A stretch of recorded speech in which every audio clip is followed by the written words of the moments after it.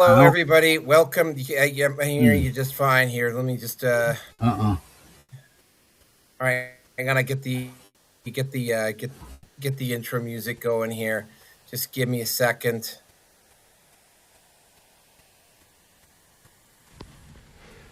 Hi, this is Naroki5. I am going to be doing this until I die or I find something better to do. So please help me achieve this personal and, I think, noble objective by contributing to my Patreon or Subscribestar. Link is down below. Every little bit helps. Thank you very much.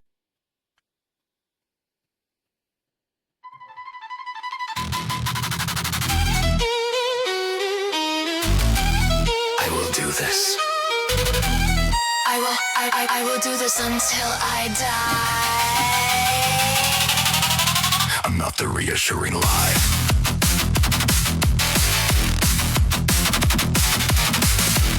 There's nothing wrong. There's nothing. There is nothing wrong with your internet. Do not attempt to adjust your monitor. Monitor. Remain seated. Remain attentive. This proceeding is now in session. Transmission.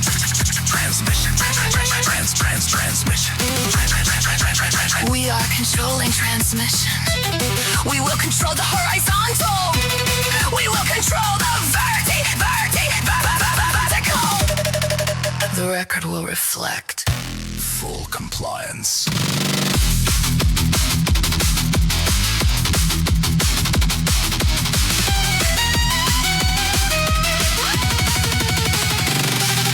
The red pill nation rises with measured breath, script in hand, ink like depth. Line by line, the weight increased.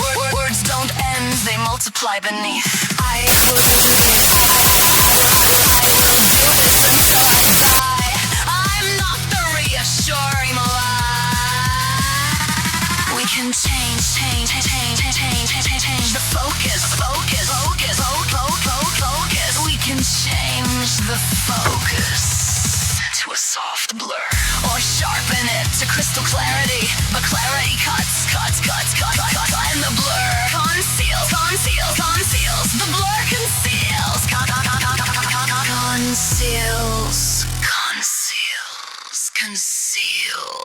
And neither stops what the text reveals. We shaped the sound. We name the name. The voice obeys until it will. For the next few hours. For the next few hours. Sit quietly. The broadcast will continue. Unbroken. The broadcast will continue. The broadcast. The broadcast will continue unbroken. Stretch beyond the spine. Margins whisper out of line. Pause once, then twice, then more. To something that is listening back. There is nothing wrong. We are controlling transmission.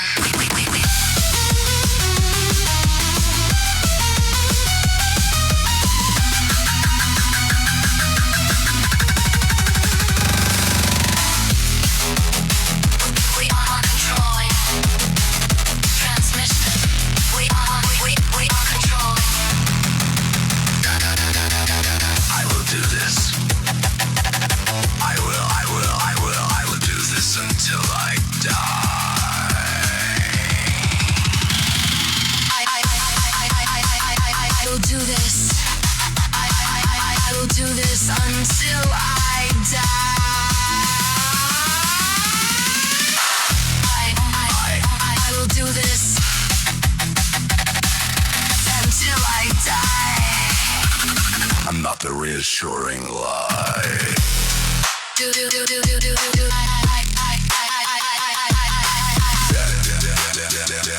There's nothing. There is nothing wrong.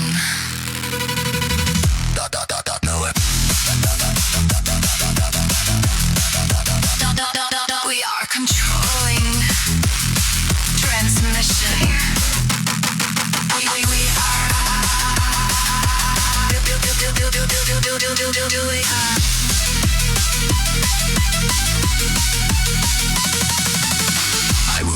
this. Hey, everybody. Welcome to the Red Pill Nation Hangout number 495. But, Naroki, you ask me, where is 494? Well, Rumble wouldn't let me into the studio for 494. It's an entire Canada section. We had to do it all on Zoom. Me and Rearson. It was a Canada special episode. By the way, there are two Canada content issues tonight. Just giving you a heads up. Yeah, I'm gonna have to actually, and doing it the old fashioned way here. I'm going to have to take that content and I'm going to have to download it onto a computer and I'm going to have to actually edit it the old fashioned way. I kind of miss doing that actually sometimes. I might just start doing that again here. Currently in the middle of getting caught up in all my back uploading here. I'm currently getting everything caught up on Odyssey. I should be getting into Rumble the next day or two. I also have to point out that June the 4th, we're going to be doing 496. That is going to be a very particular episode. And if Roger wants to join me, we will be talking, and we're going to get full-blown conspiracy theory here. We're going to talk about those missing and dead scientists. And, and we're also going to be talking about the strange and rather convenient upsurge in the number of ticks, particularly the Texas ticks that have suddenly sprouted up, and how strangely and conveniently have a disease involved with them that makes people unable to eat red meat.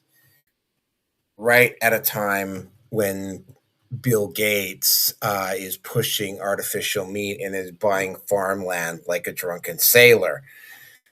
Yeah, that's going to be for the 4th. The other issue on the 4th is, and this is a very personal issue for me, I'm going to be talking about the events of Miss 2016 10 years later. And I have a very personal Hajj that I have to do on that day before I actually do the show. So, yeah, stay tuned, folks. We're going to be around. So, for those of you who don't know, I am at, in order of size of following, Rumble, BitChute, Odyssey, YouTube, which is now slid into the number 4 spot. It's now surpassed MGTOW TV. And, of course, we have Brighteon, which still hasn't fixed their uploader. And, of course, we also have Twitch and Kick. Where am I at Kick now? I slowly but surely. Oh, look, I'm up. I gained one. Wow. Okay. Also with me tonight are Roger and his equally crazy brother, Robert. So we'll let the two crazy brothers introduce themselves, starting with Roger.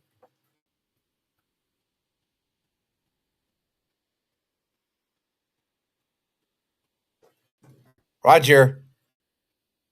Yeah, sorry about that. I had to step away and grab coffee. It was brewing so while you was off. So yeah, I'm Roger Hanson, and thanks for having me here. I appreciate it, Naroki. All right, and of course we also have Robert Hanson.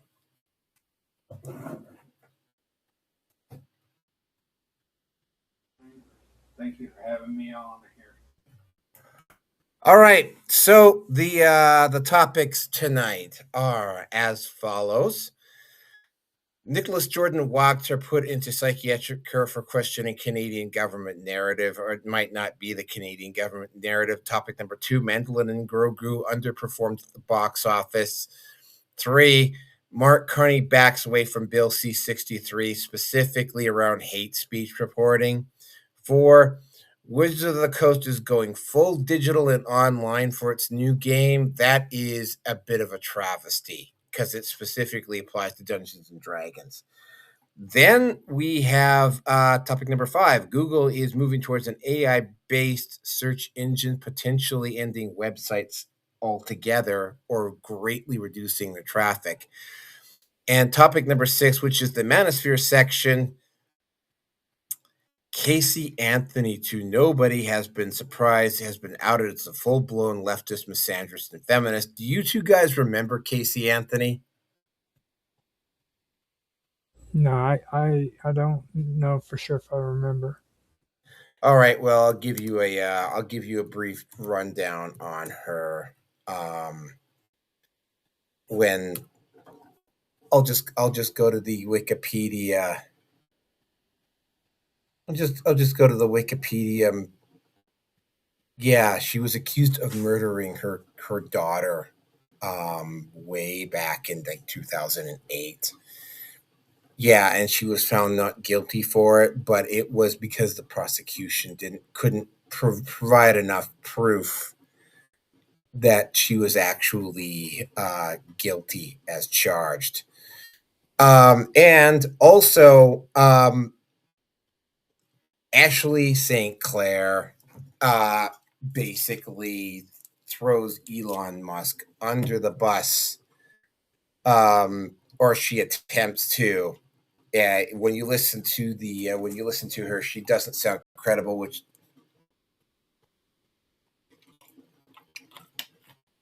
she may not be anymore. But anyway, yeah, I got a video for that. Well, actually, I have a video for both of them.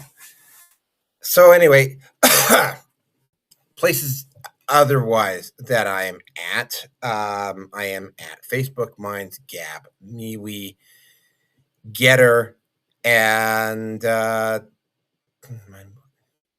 that's about it for now. I'm going to have to actually get back to posting stuff up at those sites.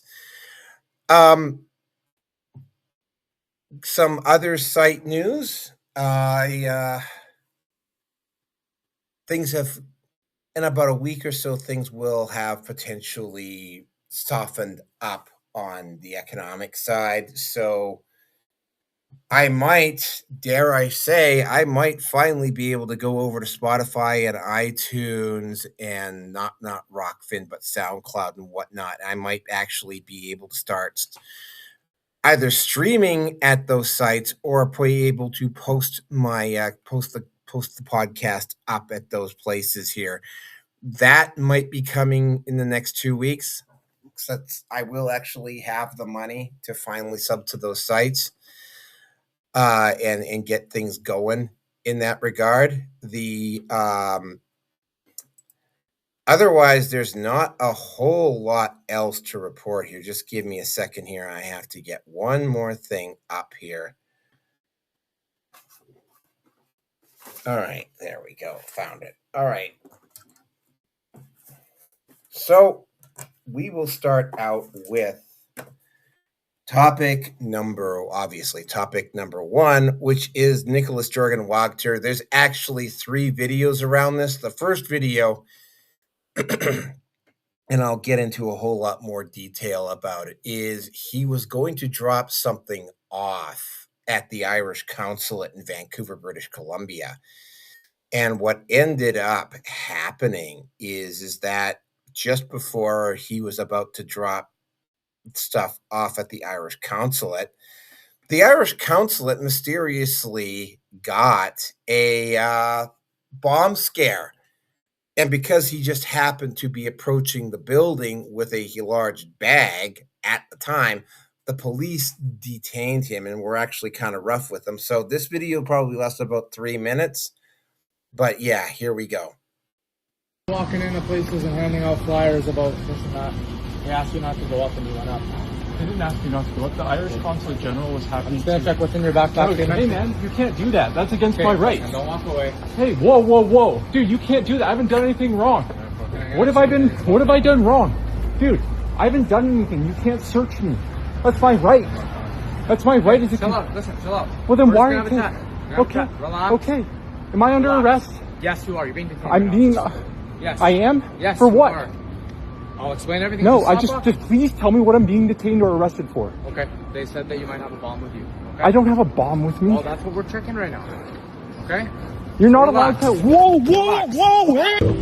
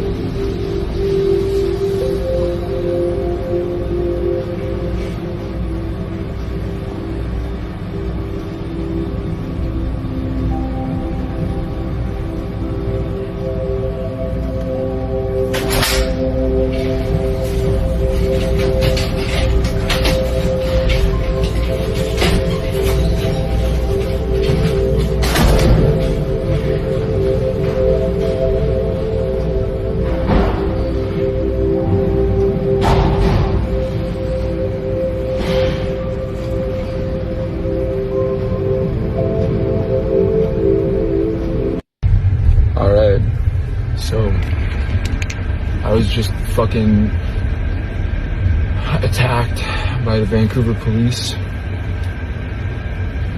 I was put on the ground, I was not resisting arrest, and was repeatedly hit in the head and my face shoved on the ground.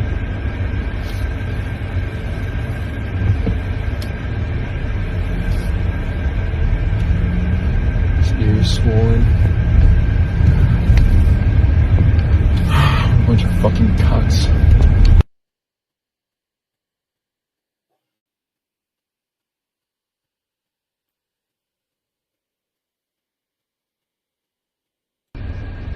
That police officer needs to be fired. That police officer needs to be punished.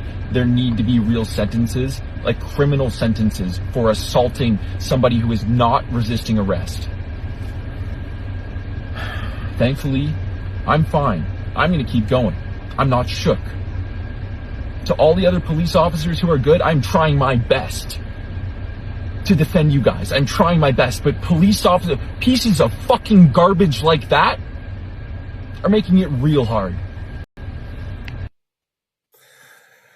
Okay, I'm also going to point something out here. He went straight over to a Shoppers Drug Mart and bought makeup remover and applied makeup remover to those wounds that you see on his face almost immediately after the event to prove that that wasn't makeup. So yeah, that is not makeup that was applied later. All right, so the next one, and this one is really interesting. I'll get into more detail once we finish looking at them. Okay, so the Nicholas Jordan Wagner story is taking the internet by storm. So tonight we'll do part 2. The last video we shared, which was the original video of Nicholas being detained and certified under the Mental Health Act, the police officer discusses a altercation or an interaction with a psychiatrist at a coffee shop. And here's that video. Socials, but I'd actually read pamphlets. I heard you're having like a meet and greet here today. That's why. Yeah, where did you get a flyer? Abbotsford is where I was told about. You were there like a couple days ago, I think. Yeah. Is it okay to sit? Sure. So I'm actually a nurse, work nearby at the hospital, but I figured I'd just come over because I'd seen the pamphlets, and I don't think I'm smart enough to understand them. All right, you guys can take this and get the fuck away from me. It's kind of worrisome. No, I already know what you're doing. Yeah. You guys can take whatever you're doing, your little act, and you guys can please leave. So Nicholas, I'm asking you politely. I'm a physician. Okay, so I'm gonna And leave. one of the things Because we what wanna I'm do gonna tell you is that what you're doing right now is illegal. How is it illegal? What is it? It's an ambush is what you're doing. It's a mental health assessment, and we need to know what's going on with you. Yeah? Socials, but I'd actually. Read here. What do we got going on here? Huh? You guys all doing something? Interesting. Read here.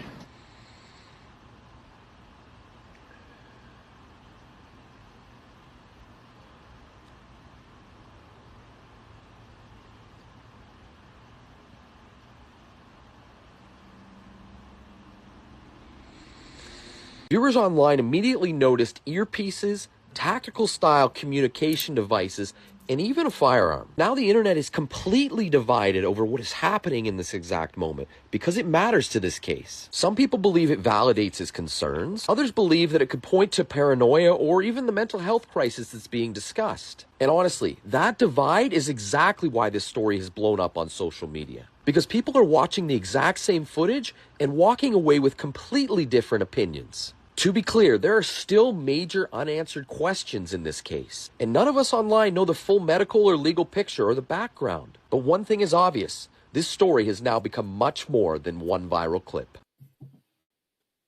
All right, and then of course he got detained. He was only held. Well, okay, I'll explain it all when I'm done. Yeah. Okay. And this is Dr. Emery. He's a resident psychiatrist, senior resident. He's on a rotation with the CAR 87. We're part of a program that includes Vancouver Coastal Health and the Vancouver Police. Okay? Mm-hmm. And what we do is we go to people when there's different reasons that come up. Every case is a little different, and we go to people to see them where they are. Especially if there's been issues with trying to find them and talk to them. So in your case, I think you were certified under the Mental Health Act just, I don't know how long ago, but like maybe 3 weeks ago or 4 weeks ago. Were you aware of that? Dr. Taylor saw you in a cafe. She didn't certify you. I think you filmed part of it. And then she spoke with your family, got some more information, and okay. You're going to have to turn that off. So just one sec. What the officer just told me is that you and I can set up a meeting and we can chat then. So why don't we do that? Okay. Yeah. I'm not turning the camera off. I have a legal right to keep the camera on. If you don't want to make the appointment now, we can do it at another time. But that's what the officer just asked that we do. So why don't we do that? So I'm going to certify you under the Mental Health Act. We're going to bring you to hospital, do testing on you, and you're going to talk to a psychiatrist in a controlled environment because we don't believe that you're going to attend an appointment. I won't attend. I've never been given a chance to attend an appointment. So he's certified. I've never been given a chance to attend an appointment. What is going on? I was never given a psych eval or nothing. He just looked at me and said, "You're certified." Yeah. Okay. So I don't know why, but it's up to the doctor. So if you. But no, he didn't even give me an eval. He just looked at me and said, "I'm certified, man." I get that. Please consider what you're doing, and please think about the fact that I'm more than happy to come in for an appointment. I'm happy to go through and do everything properly. Okay, I've been completely compliant with everything. Yes, you've been really good with me, Nicholas. But listen, that's his call, and unfortunately, we can't go back on that. He hasn't talked to me. Get checked out by a doctor. You're interacting with me at a very regular. Okay, so what is this about? I got into a lot more of this on 494, but I'm going to get into a little bit more of it here because he has been released. Now, video number 1, like I said, he has been dropping off information at various council generals in the greater Vancouver area. Most of these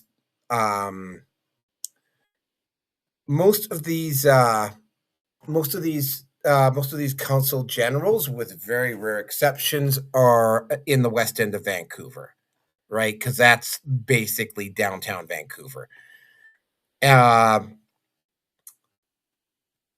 When he went to drop the stuff off at the Irish consulate, somebody had phoned ahead to the Irish consulate and had phoned in a bomb threat. When he showed up there with a rather large duffel bag, it caused a lot of suspicion. And because it caused a lot of suspicion, the police chased him down. I won't say he was... I'm going to give the police just a little bit of slack here, and I'm going to suggest that maybe Wagner was maybe a little bit uncooperative. Thing was, though, is that Wagner had not actually committed any crimes at that point. And he was innocent. And the cops, I mean, yes, you can detain someone on suspicion for up to 72 hours. That's my understanding anyway. If you are in the area and the cops see you, you can detain somebody for up to 72 hours to investigate whether or not they were involved or not. They got overly forceful with him. Here's the issue that's been coming up, and this is something that Wagner has been pushing really hard, is the fact that there is, because you've heard me covering what's been going on in BC quite a bit. There's a whole issue of the Canadian government just giving like a huge swath of the lower mainland, just allowing the Cowichan tribe to claim it. In fact, not only did they do that with the GVRD, but they actually overlapped with the Squamish tribe, specifically two particular areas. There is an area of reserve land that is not Cowichan, that is Squamish, that is right at the north end of the Lions Gate Bridge, which the Squamish have claim on. There's also another end at the Burrard Street Bridge, which I believe the Squamish also. So yeah, like they just did this. Now, when we talked about this in 494, the reason why they are the speculative reason why they are creating these conflicting land claims. And I'm going to actually see if I can maybe get her on the show to do an interview with her, and maybe even get Roger and Angel and some of the other guys to get interviews with her as well. Is what's going on here is that if there's a conflicting land claim, the only person that you can basically renew your mortgage or lease with on your property is with the government. So the government becomes the landholder, not the bank. And that effectively deletes private property ownership, right? Now they're starting to figure this out in BC, and they're starting to launch like legal challenges to what's going on. The Squamish tribe has launched legal challenges, but I mean it is exactly what I feared that it would be. And what it is basically the Chinese, the CCP, which Carney has very clearly allied himself with, is attempting to use Vancouver and to a lesser extent the entire British Columbia to enable China to get some kind of claim on the Arctic corridor. And this is being done with the cooperation of David Eby, and it is also being done with the cooperation of Mark Carney and Nicholas Wagner. Again, right, when I post up 494, which unfortunately was not live streamed, like I posted up some of the documents that Nicholas Wagner was putting out about this. The second video, the one where he met in that coffee shop, again, people are getting smart about this. Roger, were you here when I did that show about clavicular?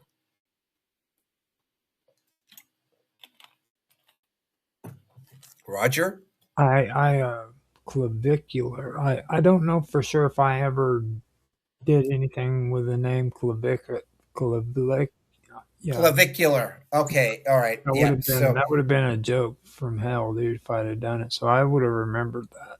Yeah, okay. Well, what ended up happening is that ABC Australia tried to ambush interview Clavicular. Well, they set up an interview, and what they were attempting to do was basically the same thing Louis Theroux did with HS Tiki Taki and Myron Gaines and Sneeko and a few other people.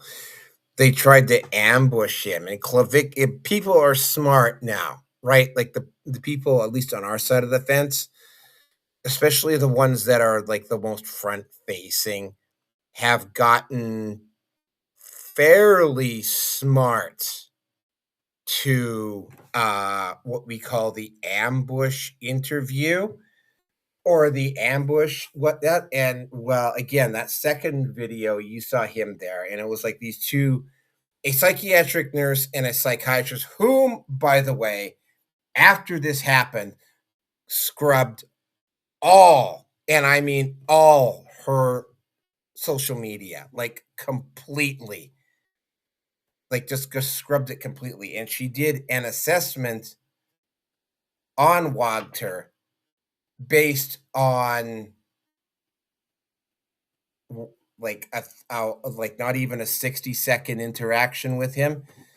And again, right, if you're in this particular type of field, which Nicholas Wagner and myself and Roger and a few people are, I mean, you have to be very, very suspicious, and you have to be very, very watchful when you are dealing with law enforcement, when you are dealing with especially the mainstream media, or when you're dealing with medical professionals. Now, psychiatrically institutionalizing critics of the government is a move done.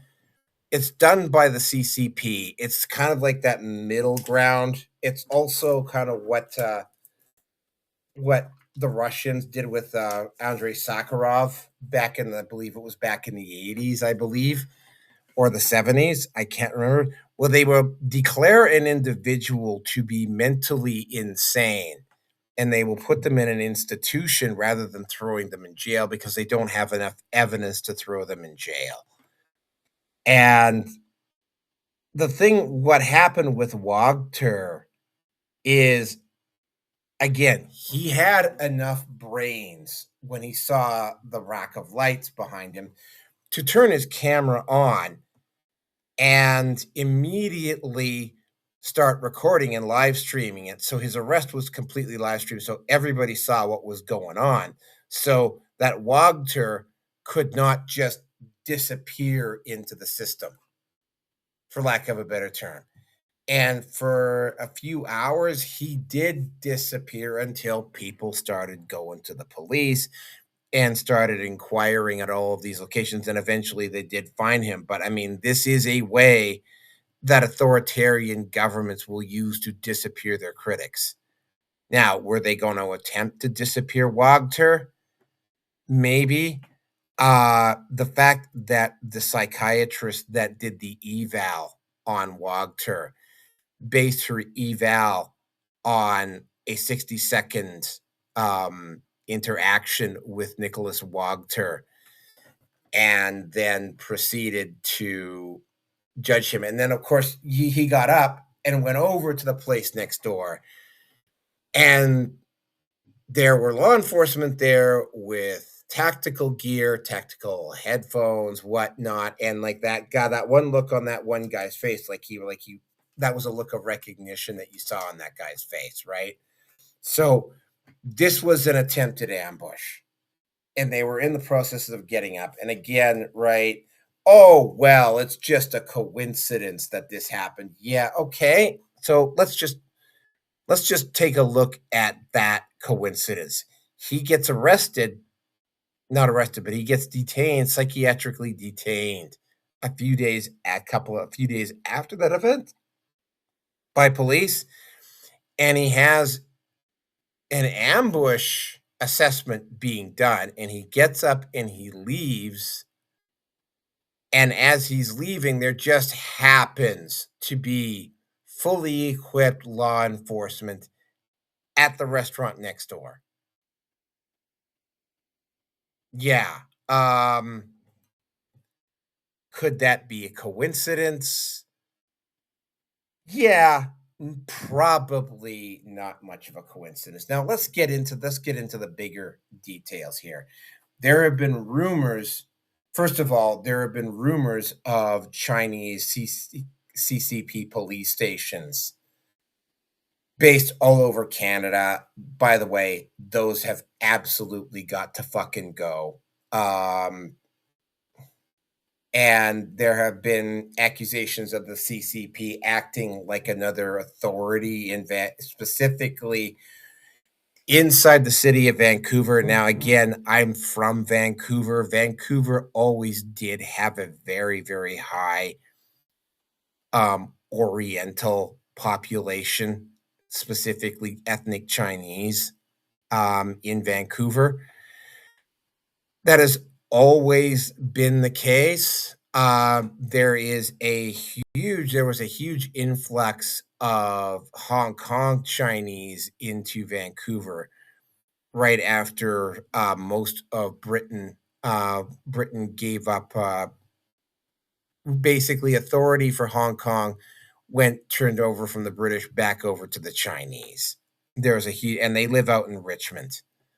Now, the whole thing and yeah, by the way, that group is rather suspicious of the CCP for very obvious reasons. A lot of them fled from Hong Kong because of the CC, because of the way the Chinese Communist Party had been acting. The whole thing on this is the fact that, yeah, there is clearly a push, and Wagner, again, on 494, I will post up the flyers that Wagner has been posting around that clearly demonstrate that the CCP and that the Chinese government has been making a push, probably with the cooperation of both the provincial and the federal authorities, into British Columbia. I suspect that at some point, especially if Alberta does, and by the way, they were going to also try and do that with Alberta had Danielle Smith not put her foot down. What I suspect is going to happen, and again, so if Alberta separates, it's probably going to reach the point where either British Columbia just completely fractures, or it's going to get to the point where BC declares independence, or it's going to get to the point where whoever happens to be calling the shots in Washington, D.C., may have to send troops into British Columbia, and specifically into the lower mainland, to secure that holding for the West, as opposed to allowing China to do it. Because again, right, it is, and I've been hearing stories and rumors floating around like this about Vancouver for a few years now. That the Chinese government, the CCP, is making a very clear push to try and get a foothold in North America through Vancouver. They were also potentially trying to do that in San Francisco and Seattle and Portland, which is why you're seeing so much instability on the West Coast. But I mean, Vancouver is the one where they're the closest to doing it, because they've got the cooperation of virtually all the levels of government in those regions to do it. And, for 496, again, one of the topics we'll be talking about is that, it looks like finally one of the parties in BC has finally decided that they're actually going to hold the line against this type of thing. And but I will get into that later on. One other thing when it comes to Nicholas Wagner, and again, if I was Nicholas Wagner, I'd be paranoid as hell too. It is becoming very, and again, I'm spitballing here, but it seems pretty obvious to me that he is being monitored. His phone is being monitored. He's being followed around, and he is being set up because he's becoming inconvenient to literally every level of government in the Vancouver area. And they need him out of the way because he's basically saying a bunch of uncomfortable truths that I think a lot of people particularly in the greater GVRD, the Greater Vancouver Regional District, absolutely need to know about. Okay? Carney and David Eby are attempting to sell off Vancouver. And there's, I mean, for Canadians that are going, oh, well, I'm fucking glad that Vancouver is leaving. I wouldn't mind if they fell into the ocean. It's like, yeah, you know what? Fuck you guys. Okay? Like the majority, it's not, doesn't affect me. you know, but do you think, like, just because it's not affecting me directly, the fact that, oh, 90% of my mother's fucking family lives down in the lower mainland, do you think maybe I might just have a little bit of concern for them? Most of my immediate family, actually, hold on a second. No, there's only one other relative that I know of that doesn't live in BC on my mother's side of the family, right? Dad's side of the family is more based around the Saskatchewan, northern Alberta area. Started hooking a little bit more into them over the past few years. But yeah, most of mom's side of the family still lives in BC. So yeah, I do mind. In fact, this coming weekend, I was actually, because I mean, I there's a few anniversaries coming up, but one of them was is that I was supposed to, if things had, if they had moved it even another 2 weeks down the road, I would have been able to make it. My high school reunion is coming up next weekend. So, and I'm not going to be able to go to that. It's yeah, I finished high school in Vancouver. I came of age in Vancouver. Like literally every single adulting first I ever had growing up occurred in the GVRD. Like I have a very strong connection with that part of the world, right? And I've seen what has gone on with the government and how they took what was arguably one of the best cities in the world to live in and turned it into another fucking West Coast fucking shithole.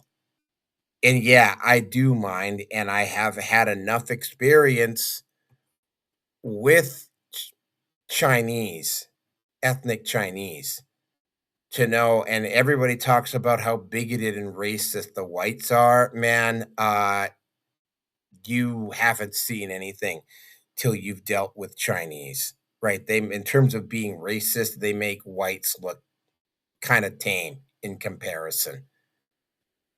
And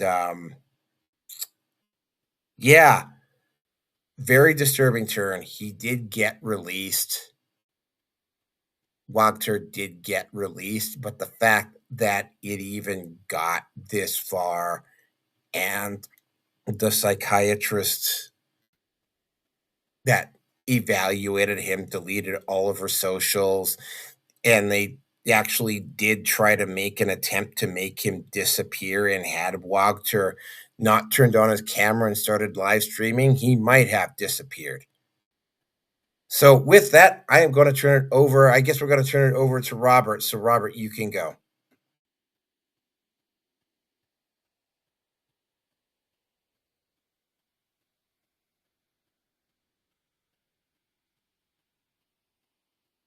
That's interesting, Robert.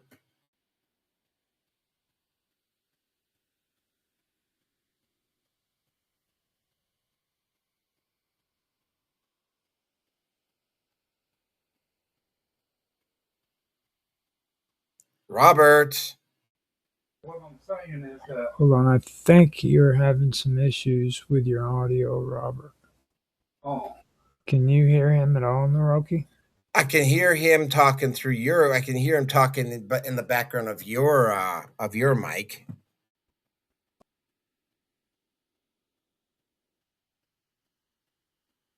Yeah, Robert, you're not coming through at all right now. Okay. Hold on a second.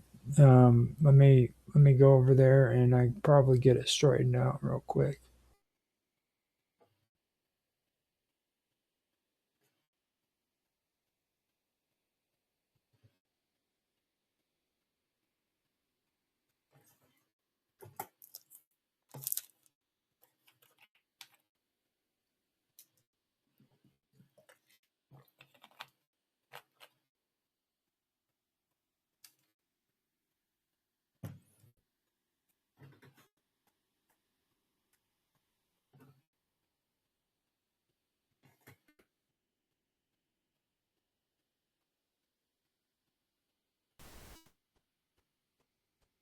Can you hear me now? Yeah, I can hear you now. Huh? Yeah, okay, go ahead, Robert. I can hear you.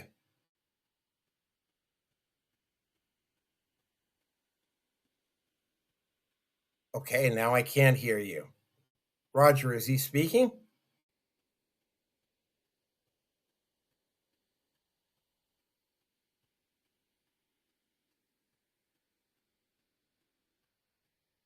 You know what, Robert? Maybe drop out and rejoin and see if that works.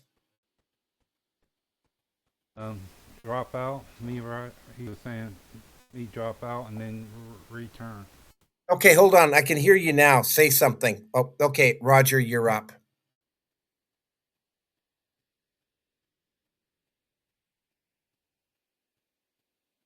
Roger, you're up.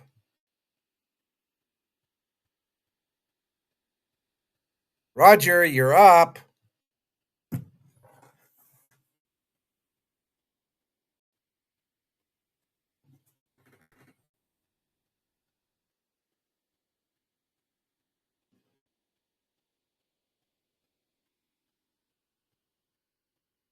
Roger, you're okay. Robert, yeah, you're back. Okay, Robert. Can you hear me now? Oh yeah, I can hear you now. All right, please keep talking. Okay. What I was referring to is before this happens, did in a month's time, did something whatever I did pop up? In what way, and what was the circumstances of whatever happened during that time? And what type of job does he have? Oh, he's an engineer. Like he's got I believe two. He's got an educated background. He's not a poor guy. Yeah, but what kind of job is it? An engineer. I don't know the specifics. Okay, and what's in that bag that he was carrying? Just to let you know, Robert, I have pulled that up, so I can bring it up here in a little bit and let you know. So.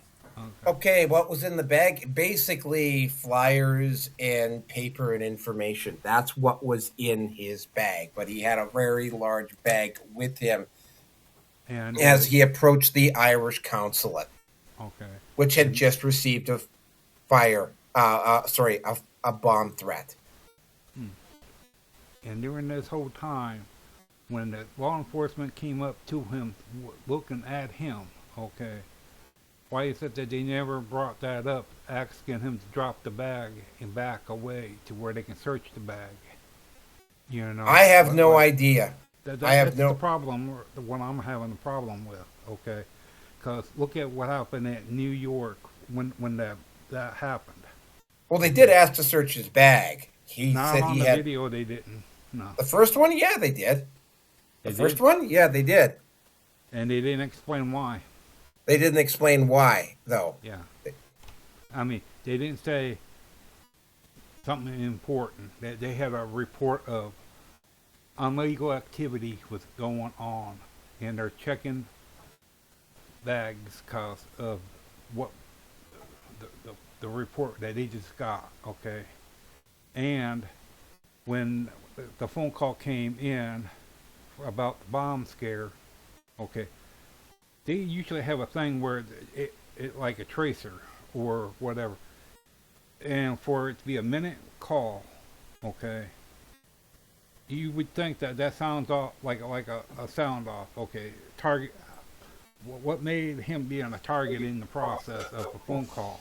So before you go further, you want me to tell you what his career was? I've got the information Yeah, for it. let me mute. Okay, so he put out a PDF on the internet, and he says that he graduated with honors from Western University, earning an honorable specialization in medical biophysics. He spearheaded two separate research theses, designing the light delivery architecture for photoacoustic probe for use in breast cancer surgery and developing a high-frequency ultrasound algorithm to measure skeletal muscle perfusion in microtumors. And then he said these projects encompass both software and hardware, applying advanced mathematics, physics, and signal processing techniques. Yeah, in short, he's very educated and Right. pretty smart. Yeah, but that's my point. And to me, okay, if you want to take the program, all that, and put it in your pocket for someone else that wants to take the pocket of that stuff, the materials, because when you have it copywritten,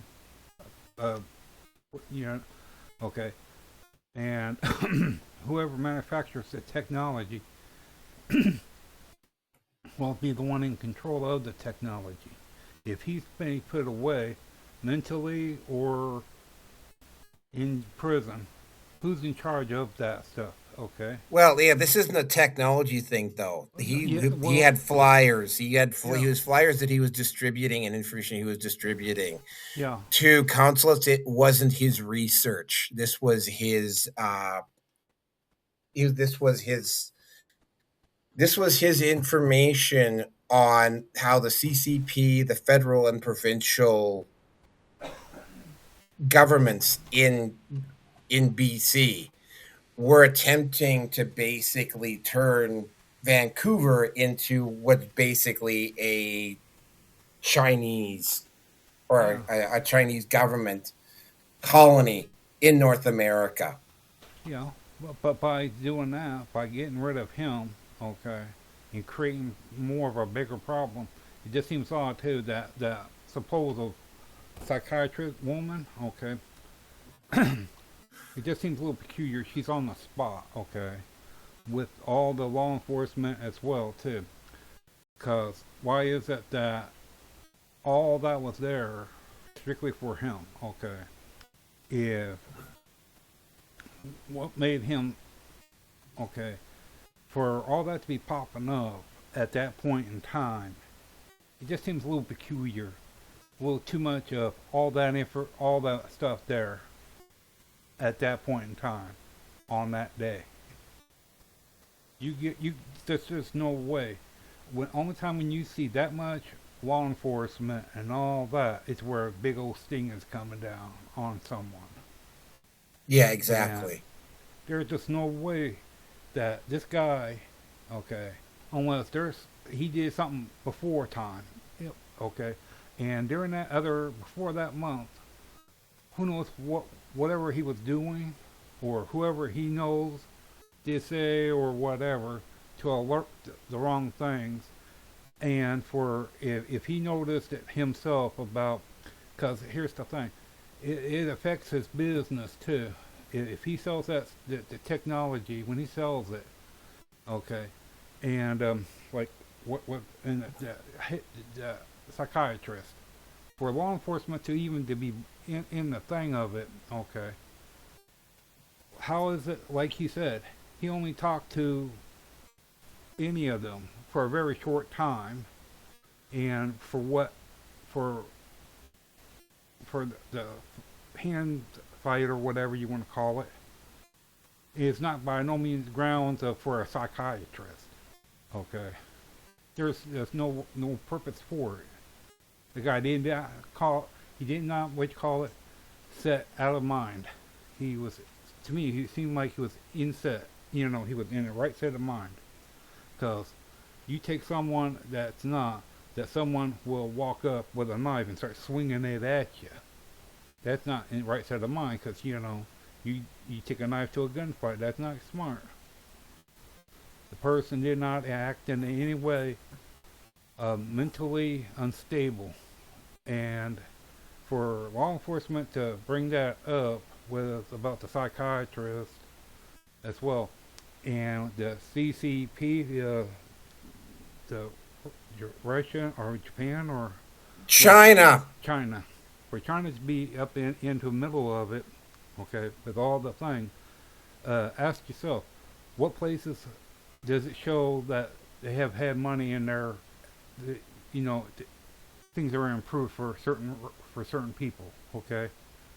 Because for the cops to be popping up, government as well, law enforcement, okay?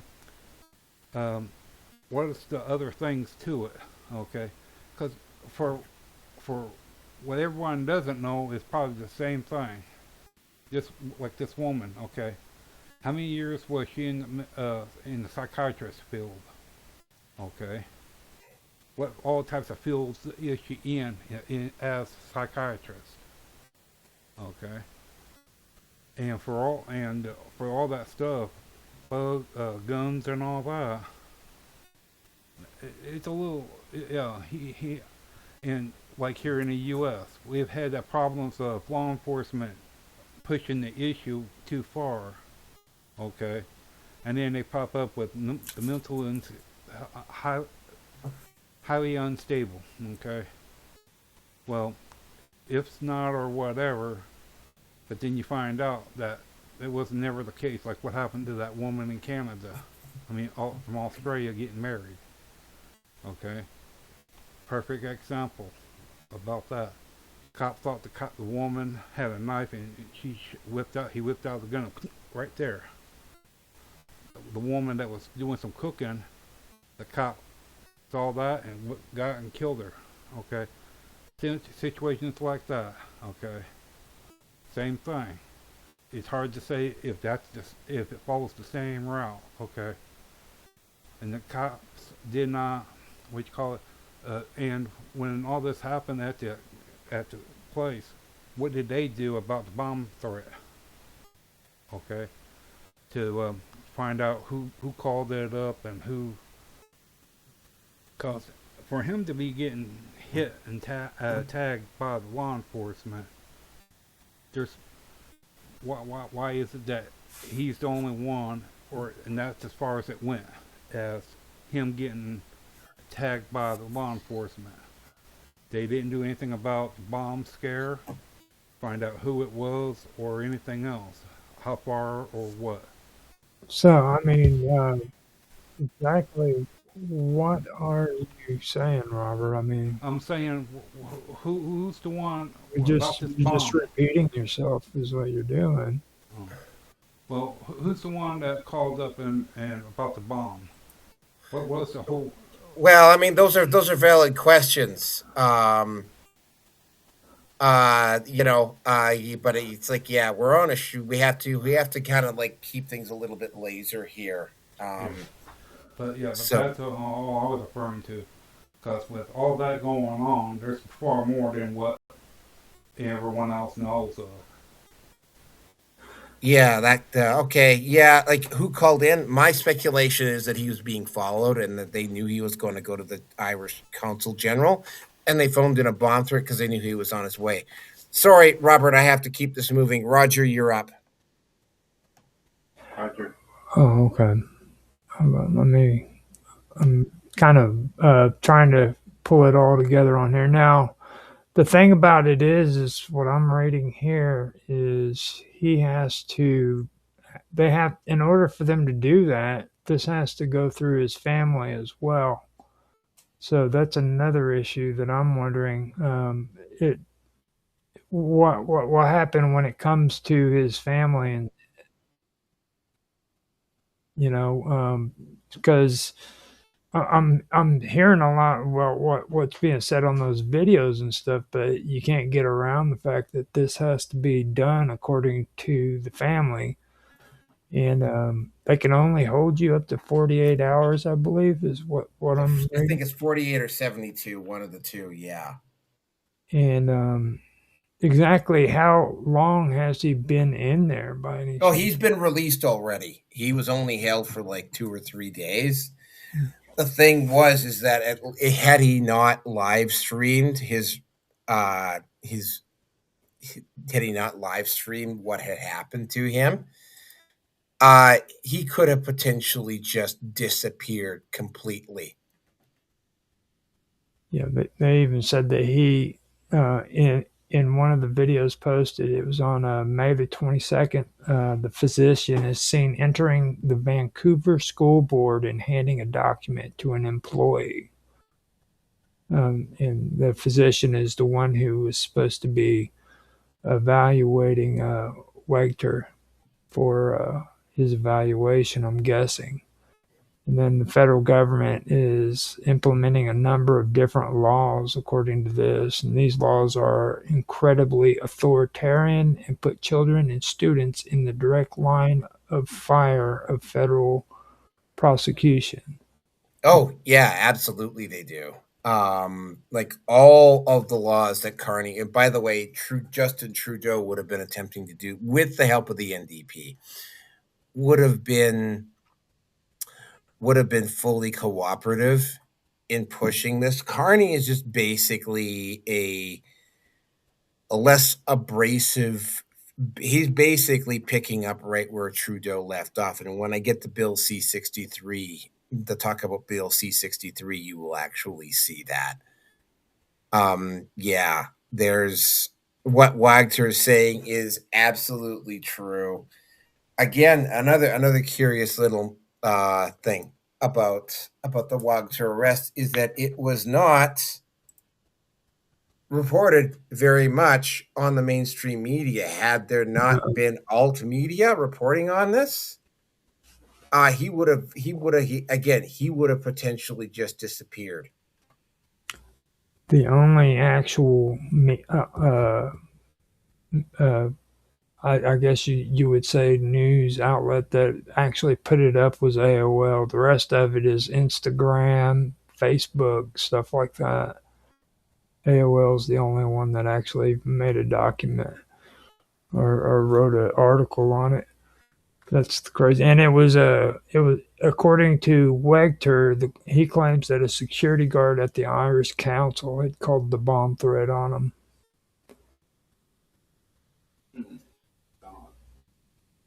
And on the physicist's Instagram page, it also contained a link to a Google Doc file titled China Vancouver Attempt,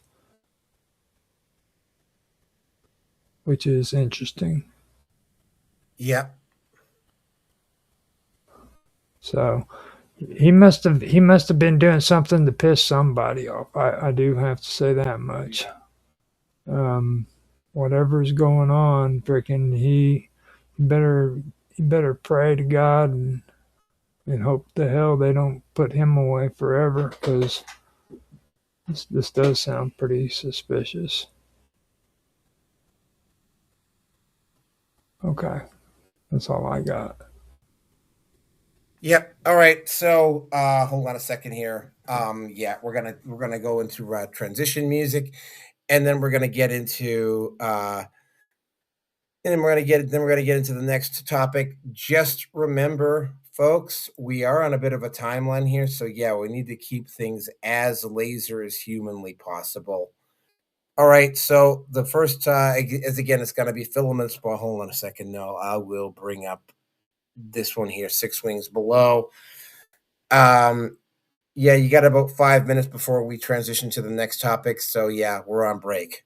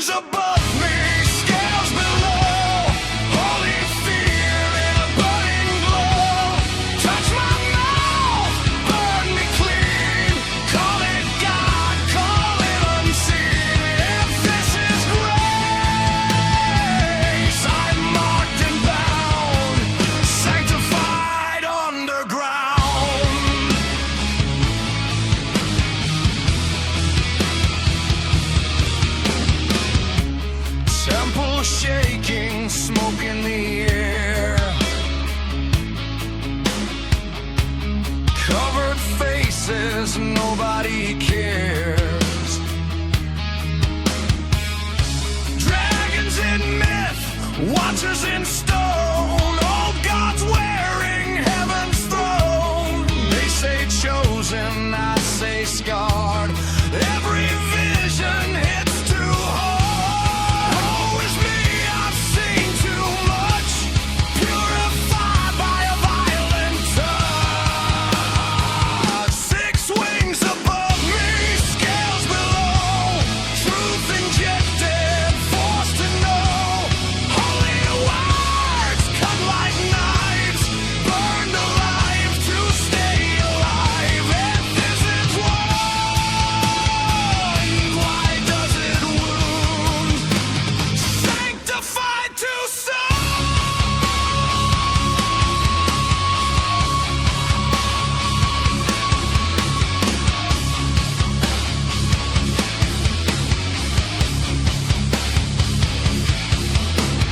Coal on my lips, fire in my veins, washed of sin but left insane.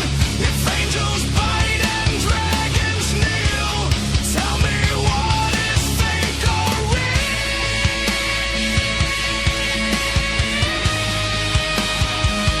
Six wings above me, scales below, no escape from what I know. Call it glory, call it sound, heaven's claws in sacred ground. If this is God, I stand condemned, sanctified,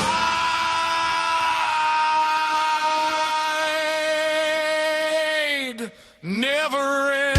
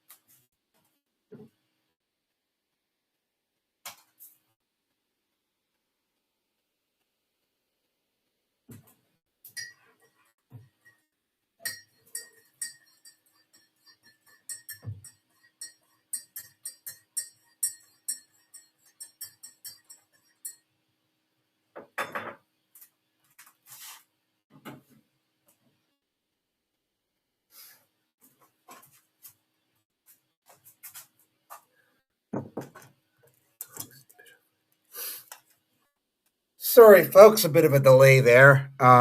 This took a little bit longer for the tea to get ready than I thought it was going to. Topic number 2. Okay, hold on a second here. Topic number 2. Boy, we're just massively professional tonight, aren't we? Okay, yeah, Mandalorian and Grogu. Yes, I do have a video for this one. Should be a rather interesting watch. So yeah, let's just have a look at that here. Just give me a second. Let me find it here. Yep, there it is. I'm using this particular person as a source quite frequently, a couple of times tonight, but this is the first time. Disney's latest Star Wars movie is getting humiliated at the box office, and this time, the excuse machine is going to have to work overtime. The Mandalorian and Grogu opened below expectations, then collapsed 70% in its second weekend, falling to about $25 million from Friday to Sunday. For a normal movie, that would be rough. For Star Wars, it's a flashing red warning light on the Death Star. The embarrassing part is who beat it. Backrooms, a $10 million horror movie from 20-year-old YouTuber Kate Parsons, it opened with about $81 million. Obsession, directed by 26-year-old Curry Barker, reportedly cost around $750,000 and still made about $26 million over the weekend. So yes, 2 low-budget horror movies from internet creators just outgrossed a Disney Star Wars film that reportedly cost around $175 million to produce, with total production and marketing costs possibly around $300 million. That's not a bad weekend. That's public humiliation. Disney spent years acting like the Star Wars logo could drag anything across the finish line. Then came the sequel trilogy mess, the endless streaming sludge, the character assassinations, the mystery boxes with no payoff, and the lectures fans never asked for. The company took a franchise built on Luke, Leia, Han, Vader, myth, courage, sacrifice, and adventure, and somehow made it feel like homework with lightsabers. Teenagers today do not worship Star Wars the way older generations did, because Disney never gave them a reason to. Nostalgia can get parents into a theater once, but it cannot make kids care about characters they barely remember 5 minutes after leaving. Disney wanted a content pipeline, and fans wanted great stories. Now YouTubers with tiny budgets are beating Lucasfilm in theaters, and the message here is brutal. The audience did not abandon Star Wars overnight. Disney trained them to stop caring. Okay, so hold on a second here. What happened with Mandalorian and Grogu? Okay, yeah, I'm currently looking at the numbers. It's got a surprisingly lax international box office. It is currently sitting at 249 million. So depending on who you talk to, it has made back its production budget. The only problem is that it still has to clear upwards in the neighborhood of about $550 to $600 million, both internationally and domestically, in order for it to be considered a success. Now, I've watched The Mandalorian, and I've seen The Mandalorian, and I've seen the stuff with Grogu, and it's not looking pretty. So yeah, I'm looking at the actual full numbers. It did underperform in its first week. It hasn't been pulled from theaters yet. However, it should be duly noted that its gross is yesterday was just $2 million. Completely. Like, that was internationally and domestically. It did, like I say, it had a kind of a decent run on its first day. It made most of its budget back, so it's not going to be like an epic, like massive tank, like say like take for instance Solo was, but it is not gonna make money. I think this is a perfect capper. This is probably Kathleen Kennedy's last legit attempt to try to go out with a bang and try to say that her career over at Lucasfilm was successful. It quite clearly isn't. Okay, now the reviews on Mandalorian and Grogu say that it's not necessarily that bad of a movie. However, when you take a look at some of the stuff, in particular, the Acolyte, like the Acolyte, for instance, did such horrendous damage to the Lucasfilm brand that it will take, and this is speculation, that it would take a full decade for Star Wars to get any of its fan base back. And this movie probably, I'm going to say that it's not going to be a huge financial stinker. like the numbers indicate that it's, I mean, if they're only bringing, I mean, again, it's a little bit too early to tell. A 70% drop in the first week, though, after the first week, is not a good sign.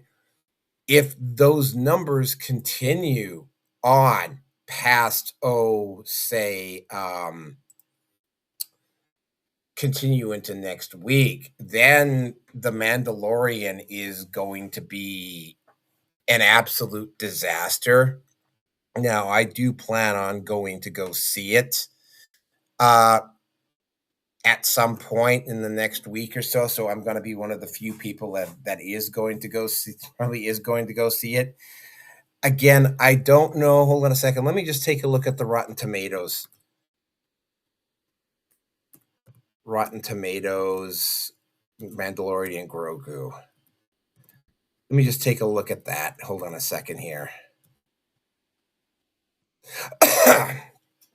All right, let's just take a look at the reviews here, when you're doing the reviews for a show, you look at the fan rating, not the critic rating.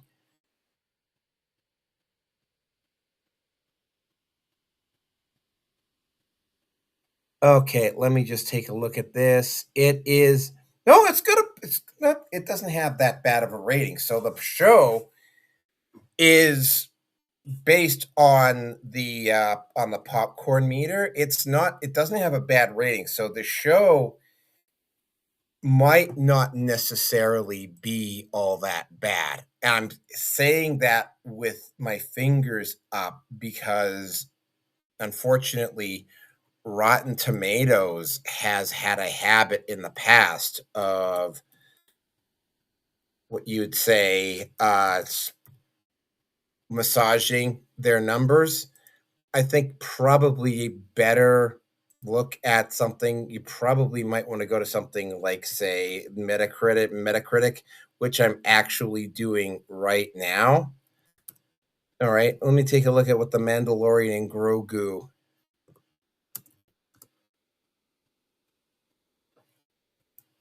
is doing on Metacritic. That will probably give you a much better. Okay. Critics don't necessarily like it, but it's got a 6.3, so it's not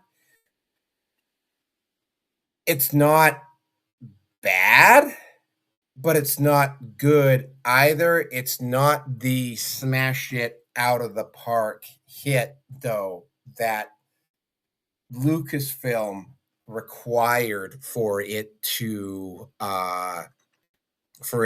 for at least, since this was probably Kathleen Kennedy's swan song, for Kathleen Kennedy to basically ride out on a wave of victory. That's not gonna happen. And again, right, if it continues to have, for instance, if it only breaks in, like, say, 30 or 40 million over say the next few weeks, and then it drops down even further than that the following week, because it's about a 40% drop week to week. It averages out to about 40%. So yeah, Mandalorian and Grogu will be a major disaster.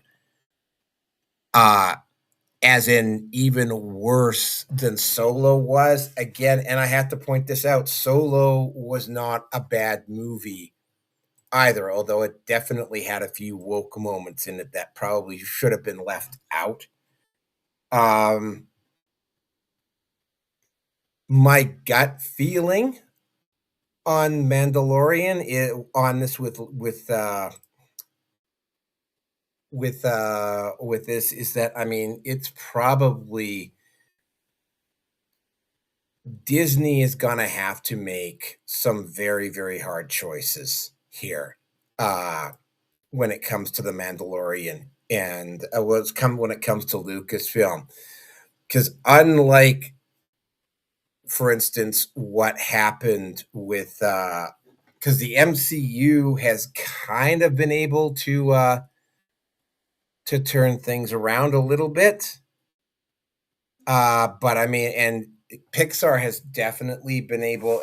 They got it. They got a decent CEO over at Pixar, and so they're doing better at Pixar than they were at than they are. But I mean, yeah, Lucasfilm has just not been able to turn the corner here. Mandalorian, yeah, at because the international box office isn't saving it like it does with a lot of other shows. Yeah, if it rolls in with somewhere between 3 and 350, that is going to be an absolute epic disaster. And I have a bad feeling that is exactly what's going to happen. Again, based upon the halfway score between Rotten Tomatoes and Metacritic, it kind of suggests that the show is decent, but it again, right? Doesn't it's not the knock it out of the park hit that they wanted it to be. And again, you know, uh maybe this will not only since Kathleen Kennedy is gone, maybe this will also get rid of Dave Filoni because this is Dave Filoni's shot at trying to prove that he was able to do something different than what Kathleen Kennedy was done. And it doesn't look like he's done it. And with that, I'm going to turn it over to Robert. Okay. Well, my thing of it is, with this movie and all that, the cost and all that is up high, but how do you think it's going to react to where when Walt Disney is doing the AI programming to make movies? Okay, how's that? You see they're going to would they use AI to make another one of these movies all through AI? And how much they got a bargain with the people that on TV shows and movies that they get a percentage of how much it costs. Well, they get paid for the likeness of them to be getting paid. But if they can make movies like a few $100,000, why would people get? How much would they get paid? Movie industry people get paid for it, like TV shows, and how is that going to work in Canada? From the people that works from Canada works here in the U.S. How's that going to work with them on that? And how's it in other places around the world where when people come to here to try to get in the movie industry, how's that going to work on that part there?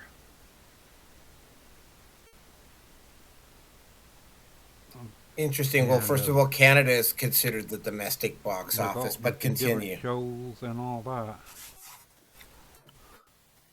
How much would they still be charging the price what they do to go see the movies?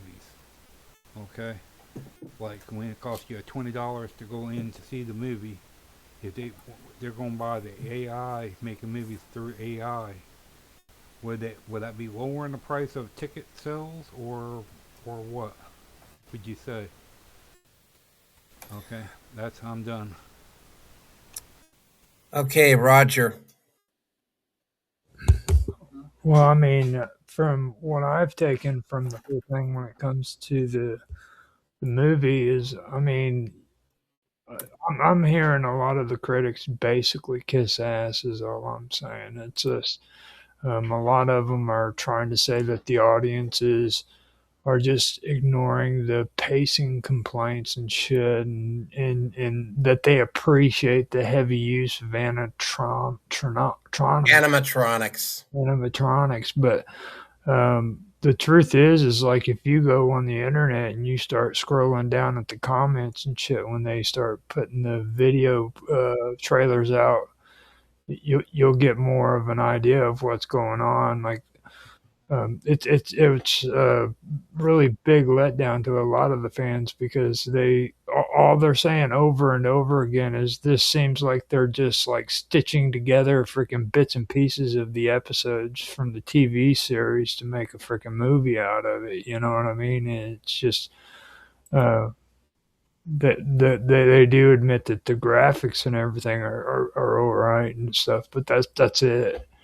Um, it's actually you'll get more is what I'm saying from just going in and checking out the comments that are being made about it rather than like I know I've pulled a lot of comments off of Reddit, but Rotten Tomatoes and all them they're just kissing ass basically. This was a really bad upset for. Yeah, yeah.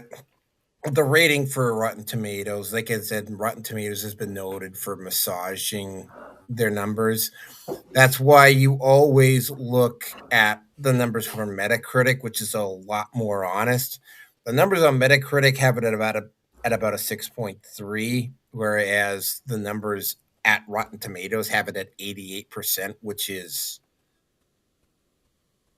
not a massive disparity, but a fairly big one.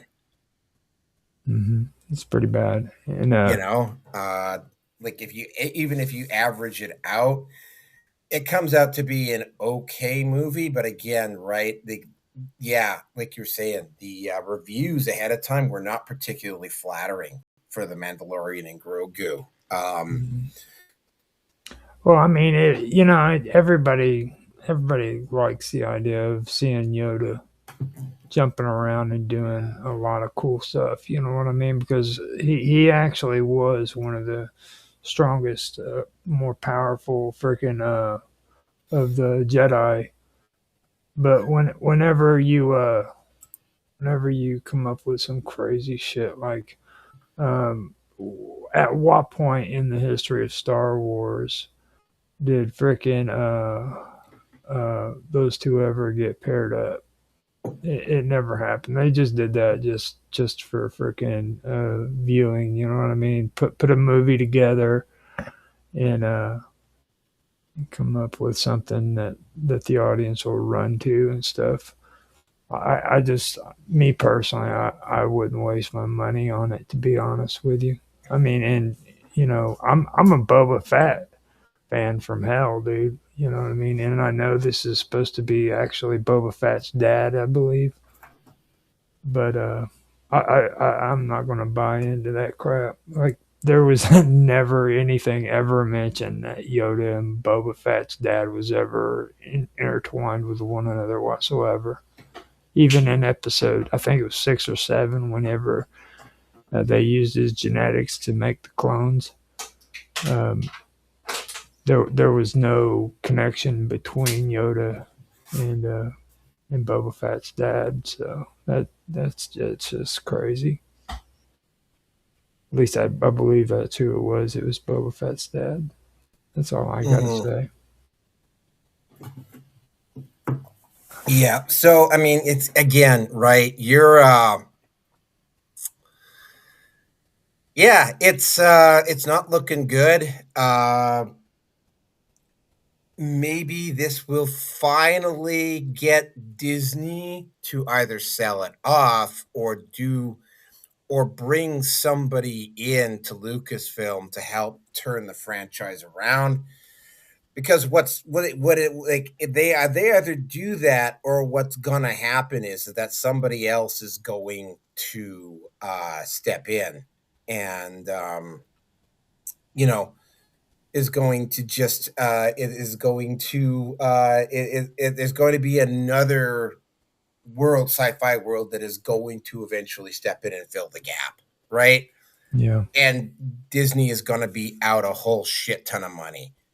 Anyway, do you have anything else, Roger, so we can move on to the next topic and then going into another musical interlude here? Yeah, thanks for putting the hot chick up. That was really appreciated. We'll be talking about Ashley St. Clair here in just a little bit. You got any boob pics? No, I don't. And what's wrong with you, man? Come on. All right. Well, here's the next transition. Red Pill After Dark by Roger Hansen, no less. Midnight feeds still glowing. Boys, you listening? We're just pretending.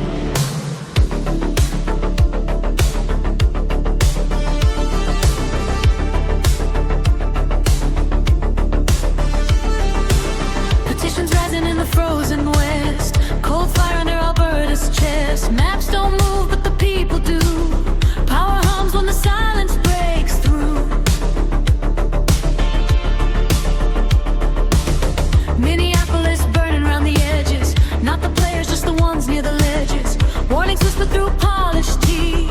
Order talks when chaos breathes. Screens light up, the story bends. Truth wears makeup, depends who's friend. Welcome to the hangout, baby, stay awake. Every headline's wearing lipstick and fake. I purr the news like the slow draw send. Lean in close, let the signal sink in.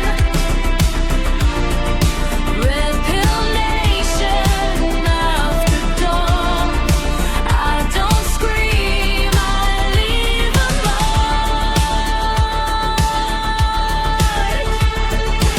mark. A preacher paused by a cameraman's grin. Holy ground with a needle pin. Charges filed, the choir stared. Faith in love to nobody spared. Stereotypes switching outfits again. Watch conviction fold into trend. Say it's growth, say it's brave. Funny how fast belief behaves. I don't judge, I just watch it fall. Patterns repeat like a late night call. Welcome to the hangout. Sugar, take a seat. Truth sounds better when it's whispered sweet. I undress headlines, slow and clean. Tell you what they mean between the screens. Red Pill Nation, velvet tone. I don't fight, I let it be shown.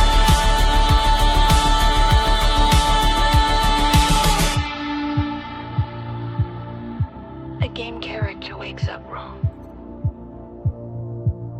Accidentally says what you're not supposed to say. Icons aren't chosen. They slip. Greenland echoes through European halls. Lots of noise, no footsteps at all.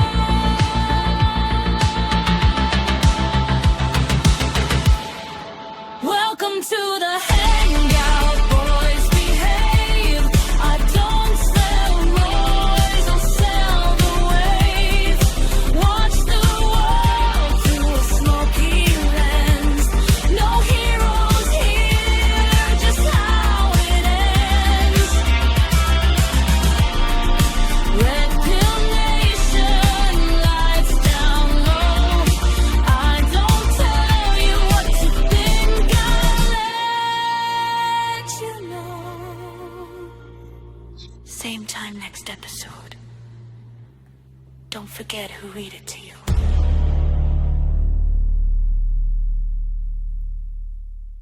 Okay, topic number 3. I have a video for this one that explains what Bill C-63 is. And then we'll get into the topic here. Let me just find it here. Yeah, there it is. It's about 1 minute and 42 seconds long. Mark Carney has confirmed that if re-elected, the Liberals will reintroduce Bill C-63, the Online Harms Act. The legislation would hand unelected bureaucrats the power to fine Canadians up to $50,000 for speech deemed offensive. So is Bill C-63 the greatest threat to free speech in Canadian history? If something like this passes, it is very bad for Canadians. You can be fined up to $50,000 for hate speech. What's interesting about this, though, is it would be done by a Liberal-appointed tribunal. And so no jury, no appeal, just appointed political ideologues, basically playing judge, jury, and executioner. Let's look at how hate speech gets treated in the UK, because 30 people a day get arrested in the UK for social media posts. But you've alleged to say, speak English, or what's that effect? Speak clearly. Speak clearly. No, okay. the gentleman's partially deaf. Yeah, he can speak clearly. Yeah. So I couldn't even hear him. No, and that's fine, and that's why we've just come to speak, because potentially someone could perceive that as a hate crime. Why am I in cuffs? Because there's something he shared, then I shared. Because someone has been caused, obviously, anxiety based upon your social media page. So I'm actually being arrested. You're going to be arrested, okay? Right. Take that to the police station. Right. Okay, this is in relation to some comments that you've made on a Facebook page. If a police officer showed up at my door and started trying to arrest me like that for something I've said on social media, I'd have a real hard time not being like, all right, I'm going to say some hateful shit right now. You think that was bad? Yeah.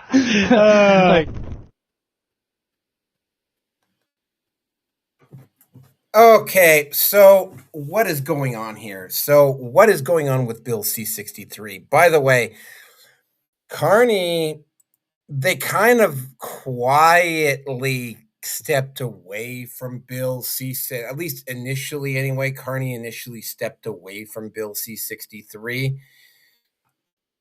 because he knew this was going, in particular now when he started looking at Alberta, when it was looking like Alberta separation was going to be a legitimate thing, that, it was going to not go particularly well for him. And he kind of quietly dropped it. And of course, the moment, literally almost to the day, that it looked like he had secured his majority, guess what? Suddenly, Bill C-63 was being pushed full steam ahead. Then all of a sudden, several of his liberal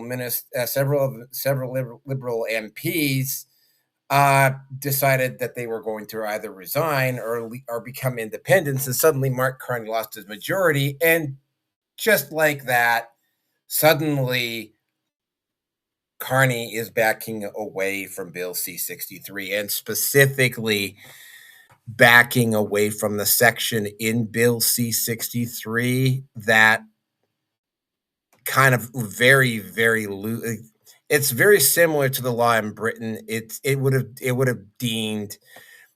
made unelected officials have the ability to decide what hate speech was with no actual definitions involved in it. It would have been very loosey. So yeah, you would have seen, and yeah, Keir Starmer has had to back off from it because it turned out to be a very unpopular move in Britain, and it's probably the reason why he's going to end up losing the next election. The whole thing is that Keir Starmer, Carney. And you've just seen, like we covered in topic 1, we saw what happened with Nicholas Wagner, right? Part of the reason why they're doing this is because there's guys like Nicholas Wagner talking about what's going on in Vancouver and all the underhanded tactics that they've been trying to use in Alberta to try to get Alberta to stay.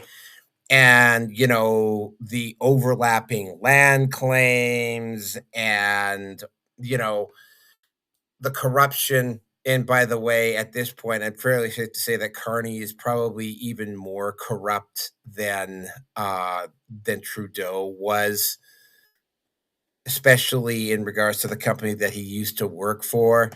And it's, all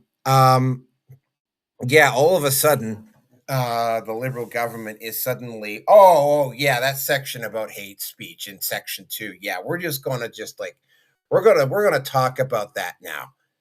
Now that of course he no longer has the majority and he cannot use, because a lot of the bills that Carney was allegedly supposed to be brought in to turn the economy around. Most of the bills that Carney has introduced haven't been about the economy, though. They've been about increasing state control. And oh, by the way, also one of the things, because this might end up turning into a huge scandal. They still, and we're now going on 3, 4 years later, they still have not found a single fucking body at Kamloops or any other residential school that they've done excavations at. They keep making the claim, or at least, well, Kamloops has quietly backed away from it. They keep making claims the bodies are there, but they never produce any of the evidence, right?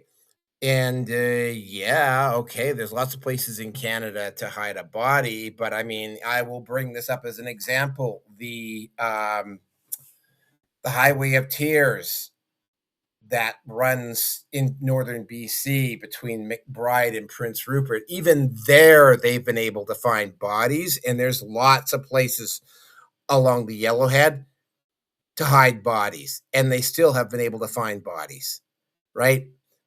And it's been going on. It's been a while now. They still have not produced a single solitary corpse, like not one. And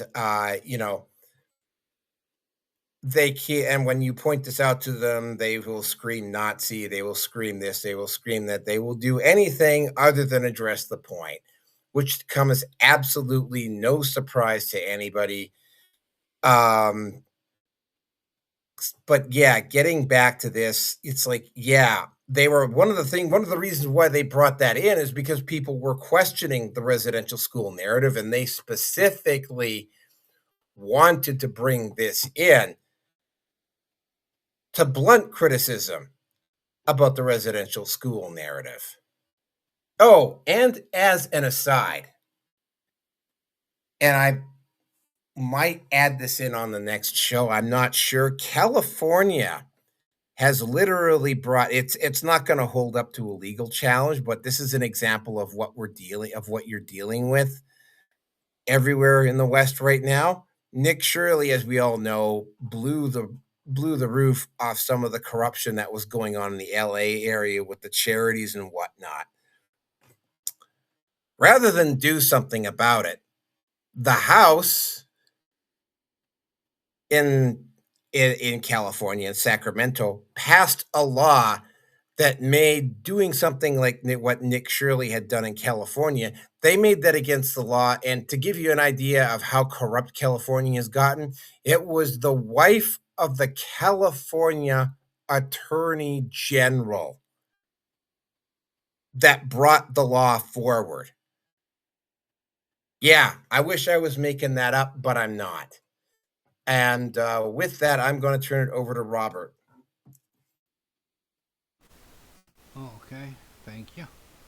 Well, here's the thing. When for the schools to be talking, in what ways, if you look at what they're talking about, and what's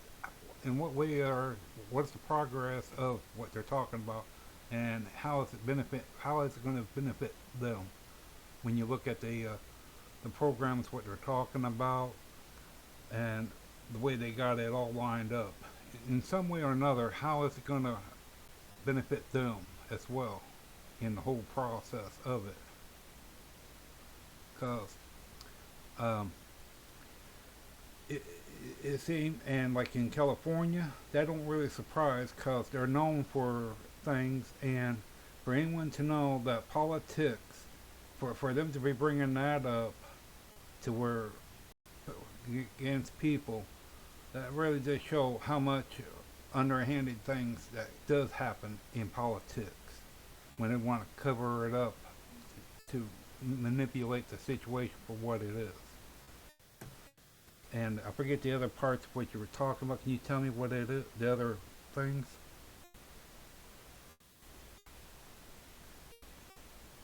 Sorry? What was the other conversation parts that you were Oh, saying? the main conversation was what about Canada? I just brought up what is Canada. happening down in California as a Well, like as in a- Canada. as a parallel to what was going on in Canada with what had with California. Yeah, because I actually might be covering that on 496. Okay. But in Canada, for everything that's going on down there, okay. Oh, yeah, and the thing of it is hate crimes, hate words and all that.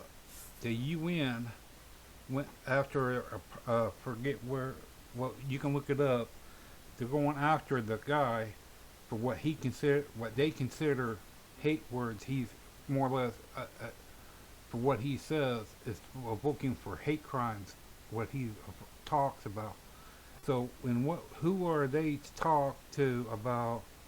In what in what way are they affiliated with that group there? Because it seems like what they're talking about is the same as what they're doing. They're taking the same thing what the UN is doing to the person that they're going to court over and all that, and trying to make it like Canada does. They believe in the same thing about hate crime for hate words. And when you can be sent to prison for life for hate crimes, or for a lot of that, and the guy that's in charge of it, he was the one that was wanting to set it up to where do the thing what the way the Norway does their money. Okay. And they was wanting to where they put money into an account, but what he didn't bother saying is because the other politician says that what he wants is put money into an account for their special programs that they want to start up, not doing the way the Norway did their money situation. 1999, when they first started, and the amount that got as big as it did. They're trying to penalize people in any way, form, or fashion if they can get this go through, and if they did went through, and who would be if there's a wide variety of uses of this law that a lot of people don't even stop and think about. Okay, where does it end and where does it begins? On who says how it gets the full extent of the law of the what they're talking about. If it was to go through, how far would it be enabled? What other areas would that go into as well? It would go from hate crimes to speaking it, your actions, or whatever else it could go into. Because it's a wide variety of meanings of people can use about this stuff. Okay? And it should be watched out, because when they're talking stuff like that, it leads to a lot of problems for a lot of people and all that.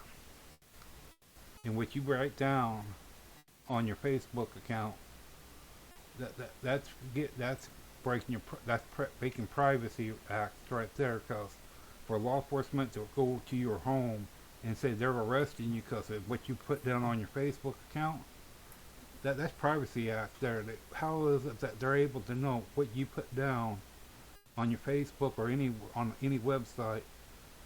And how is it that law enforcement able to know that?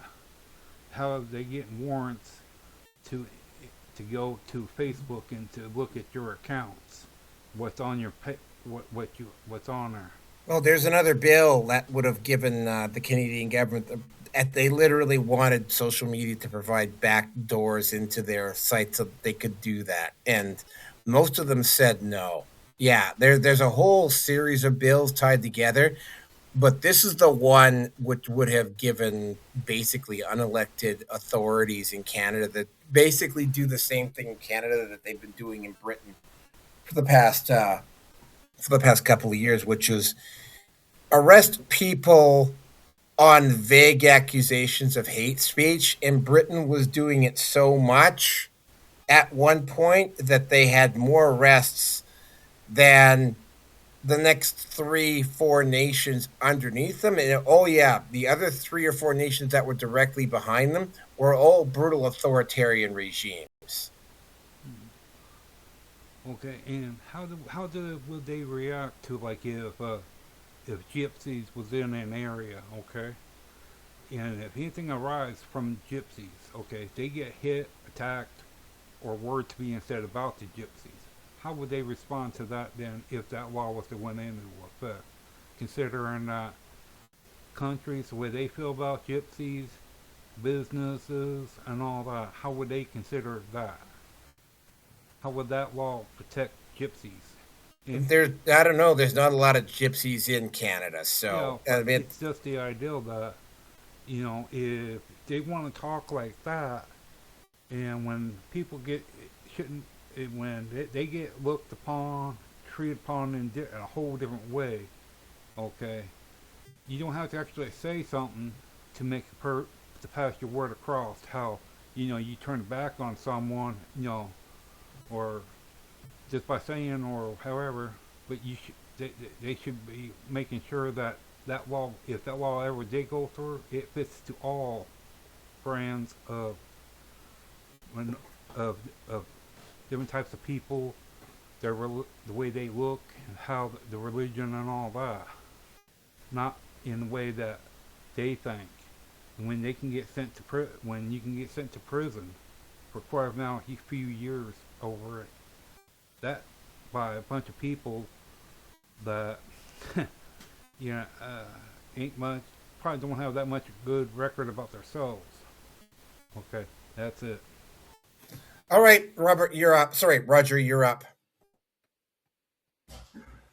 Well, this is actually pretty interesting. This is probably one of the better articles that you came out with because it really hits a lot of things on here. Like we were just talking about the hate speech bill they want to, or I guess they are doing in Brussels, which I don't think is even as harsh as this one because on here, man, what I pulled up here is actually pretty interesting.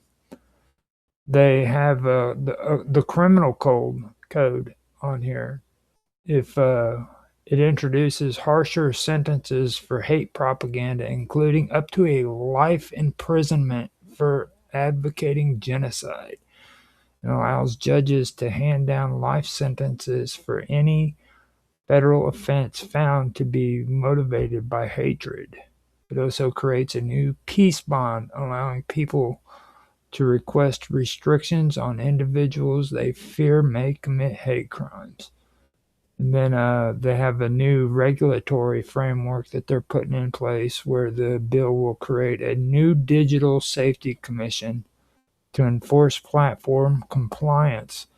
And it's supposed to be supported by a digital safety ombud person. And I checked out the ombud person, and this is a completely supposedly autonomous group that is supposed to be separate from the Digital Safety Commission, and they're the ones that are going to be supposedly helping support victims and user advocacies that are supposed to be campaigning the needs and interests of the general public when dealing with major social media platforms. So you're going to have another setup where they're going to do the whole thing like what we were talking about with what was his name? He's the one that did X. Oh my God, I had a brain fart. Elon Musk, when he did the lawsuits, brought that one company down. I can see that being set up to do what those guys were doing. They ended up losing all their money and had to go out of business. But this is what I was talking about. Like, they're not going to lay down. They're going to come back even stronger with a stronger game plan. You know what I mean? And that's what they did. Now, I'd almost bet that shit was coming out of freaking Canada. And I'd also bet that it was coming out of Brussels and it was coming out of all of the Scandinavian. Well, they've got a law. They've got a digital ombudsman in Australia already. Mm-hmm. That's exactly what it is. They're going to come back harsher and try to hit people real hard, because they're not just talking about jail time. They're talking about hitting people with life sentences, which is life sentences for any federal offense found to be motivated by hatred on the internet. So you can just be talking about genocide and go to freaking prison for life because you said something on Facebook. Yeah, well, I mean, I'll bring up something that happened with me one time. And the claims don't hold up, but I mean, you will hear people going, "Oh, well, Trump is just like Hitler." And I mean, I'm one of those curious people. Like, there are two huge podcasts on Spotify and iTunes that cover the history of World War II in excruciating detail, right? Like, one of these podcasts goes into the minutia of all of the things that the National Socialist German Workers' Party did in Germany before World War II even started, right? And it's like, and I point out to them, it's like, okay, so he's jailing the communists where? He's taking mentally ill people off the street and killing them where? He's suppressing freedom of labor movement where? And I could just keep going on and on and on. And I knew all this stuff because I was curious and I did the research, right? The response and I've also had this happen because I also did the research on Andrew Tate as well. But I mean, I did the research and I know I have a pretty good working knowledge of what Adolf Hitler did in Germany in the 30s, right? And it's only got a glancing tangential similarity to what Trump is doing. And and I start pointing this stuff out to them, and instead of like going, oh, you're wrong, this is what they did, and try to argue at me with facts, instead what they came back at me with is, oh, well, you know all this stuff, you must be a Nazi. And it's like, no, this is information that's publicly available, right? Now, you take what you were just discussing and you project that out, right?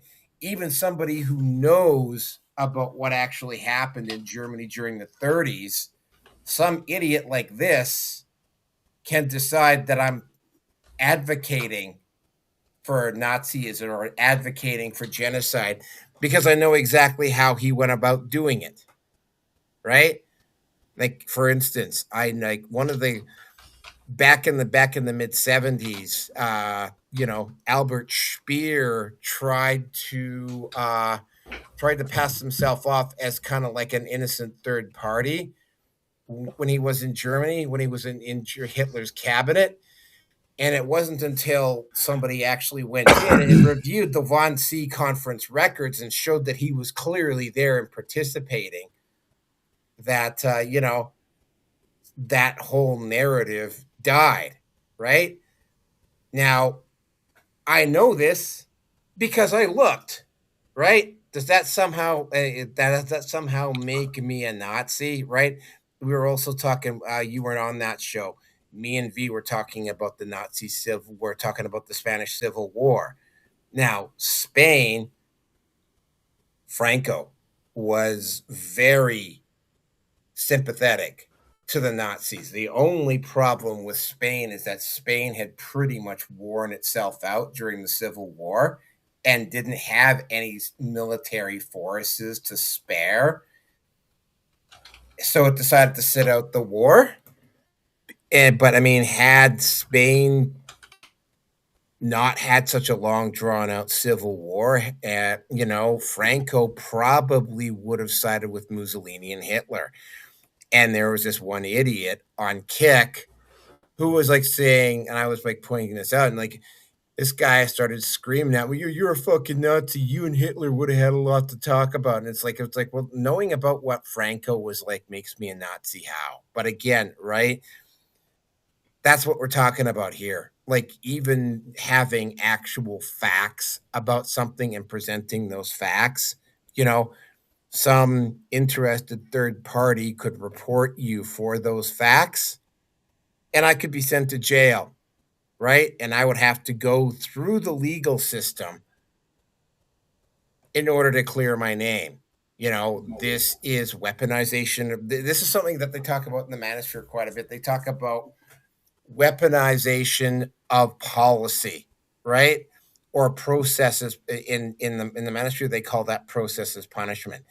It's not that they can make these charges stick, because they don't, but the individuals that have to face them still have to go through the courts, potentially spend time in jail, right? So even if they don't necessarily get these people into jail, there's a tangential issue, for instance, with Bill C-63, where they can weaponize the process.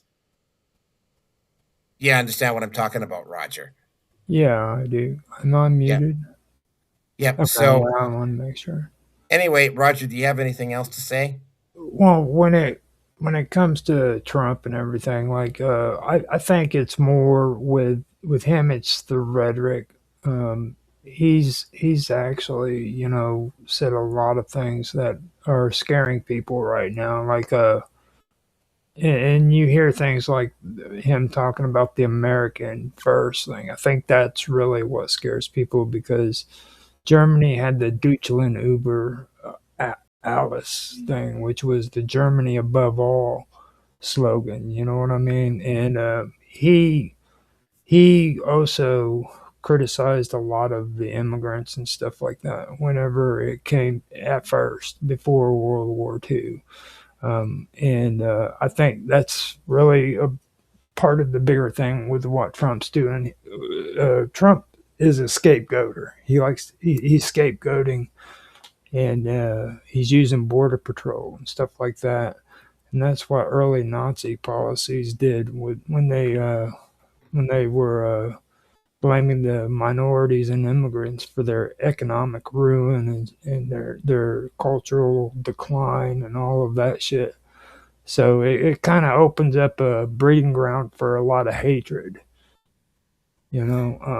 So I mean, there is a lot of it, and like today, even like scholars, they're debating on it about a lot of it, but it's more about the rhetoric that's going on, and plus, you can't overlook the freaking deportation and sending them to Guantanamo Bay, and then they're also sending them off to prisons out of the country that aren't even freaking our responsibility. With immigration, we take them to the border, we drop them off, that's it. Yeah, well, again, I'm going to be a stick in the mud here. The people that they're sending to those prisons were illegals that had already had outstanding warrants. That's still not how we do that. I mean, immigration, if they had criminal freaking charges against them in a foreign country, that's the foreign country's responsibility. We just get them out of our country. That's it. We don't care what their charges are over there.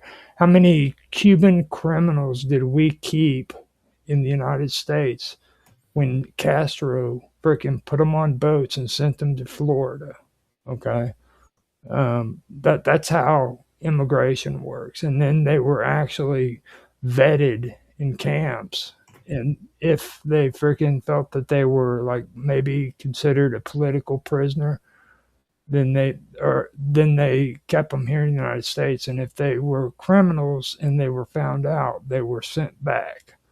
That's how we dealt with it. We didn't send them to freaking a prison. We just sent them back to Cuba, dropped them off, and that's where they were. I'm hearing a lot of people who are nationalists, cling to that, and that's just a load of shit. It's not true. That's not how we do immigration, even if you're for immigration or not. Like the stuff that's going on now is not traditional. It's actually pretty inflaming, when you look at these laws and you see how harsh they're getting, even with this law that we're discussing right now, okay?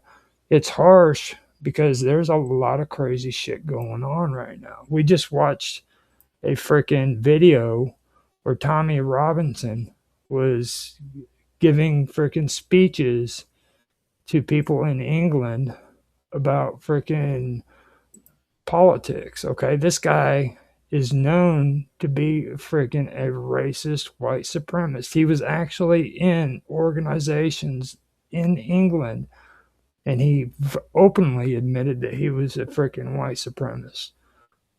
Before that, he started out as a freaking football hooligan who used violence to freaking to provoke violence, or to provoke people in football games over there, soccer here. Yeah, I don't want. We're kind of getting off topic here, but again, I have to point out because I'm seeing a lot more of this, right? The media, the mainstream media in particular, but I mean, for instance, like on Facebook, and I'm just going to say this on Facebook, what has been going on here is that I've had to leave groups because you get anti-white hate assholes coming into the group and posting up deliberate, and it is actual out and out anti-white racism on the site, and they get angry pushback, and the admins don't do any. I mean, I've had to remove on some of the groups that I run on Facebook. I've had to remove individuals. And there's becoming more and more and more of them that keep trying to post this stuff up at groups because they know it's divisive as fuck, right? And it's like, for instance, while I've been doing this show tonight, like there's like on one of the groups that I run, there's an idiot who's on this one group, and he's making this claim that everybody in the group is a bunch of MAGA supporters and a bunch of Nazis. And it's like, well, first of all, man, MAGA, the Manosphere is not necessarily MAGA, right? And like, I mean, they if I was going to give them a political affiliation, it would probably be libertarian conservative, right? But they're not MAGA. And I mean, the Manosphere is also, it's kind of hard to make a claim that they're all a bunch of white supremacists when for the longest time, 2 of the 3 biggest content creators in the Manosphere were black guys, right? Like the most well-known name outside the Manosphere is a guy, Andrew Tate, who's half fucking black, right? And it's like, so yeah, like they just like they keep making these claims, and of course it's like I'm challenging the guy to back up what he's saying, and of course he won't do it, right? But they keep saying this stuff anyway because, if they say basically, if you just keep repeating the lie long enough, people will eventually believe it. And that's exactly what's going on. Mm-hmm. Well, I mean, this stuff, like I said, it scares these people, especially when it comes to freaking the UN. Okay, or not the UN, but the EU. No, like if you do the history on the EU, you'll understand why they were created and what their regulations are all about. They are terrified of World War II to this day. So every regulation, every reform they come out with is going to rotate around preventing World War II from ever happening again. Even to this day. That's the only reason why the EU was ever created, okay, in the first place. They took power because they took over the freaking resources in Europe first. Once they had regulators monitoring those resources, that's when they started growing, and they eventually became the EU, and they keep growing. And the only thing they rotate on is preventing World War II from happening. They have what they call preventative laws, where they think they can prevent things from happening by putting laws up ahead of time. Well, I mean, like, take a look at what's going on. They keep calling the AFD far right. But I mean, I've looked at the AFD policies. Their stuff in no way resembles anything like the National Socialist German Workers' Party was doing back in the 30s, right? But again, right, it's like they just keep, and this is what's going on with Bill C-63. They just keep trying to come out with more and more censorious legislation. In the meantime, they don't make any effort to curtail the rhetoric, and you can call it nationalism all you want. If you keep fucking yelling and screaming at white people and telling them they're the fucking problem, and start making demands, especially with around slavery, and start fucking making demands of them for stuff that they weren't involved in. Okay, yeah, their great grandparent maybe owned a fucking slave, right? They didn't own a slave. And it's like, and they just keep coming and coming and coming, and none of the powers that be. And by the way, this is also what feminists are doing, and they don't make any attempt to curtail it or criticize it or do anything like that. Yeah, is it gonna be a big fucking surprise? What you're saying whites right there, are going? Yeah, are you surprised that whites are gonna get angry and pissed off? People have been saying that shit for 100 years. What you're saying right there, that's not even new. Okay, now what we're talking about now is freaking at a whole different level. Like, okay, black people have been freaking saying hateful shit towards white people. Oh well, dude. You know what? They were doing that shit in the 60s and the 50s and 40s. Today, freaking, you go to Ireland and freaking Irish people are freaking burning houses down and assaulting police officers, dude. God, this is freaking some serious shit, and people are freaking getting hurt, and eventually this shit's going to turn into World War III. So freaking, you can keep talking that same freaking jive from the 1960s about how freaking white people were freaking being called this and called that. But that's not what this is about. It's not just being yeah. Well, I mean, yeah, it is scary shit because I mean, I can see it happening. It's terrifying. I can see it happening on the edges, right? Like you're just getting a section of the white community that is just going, yeah, you can start screaming all the and by the way, because I did a full investigation on this one. Best Buy Undercover, right? DEI is a real thing.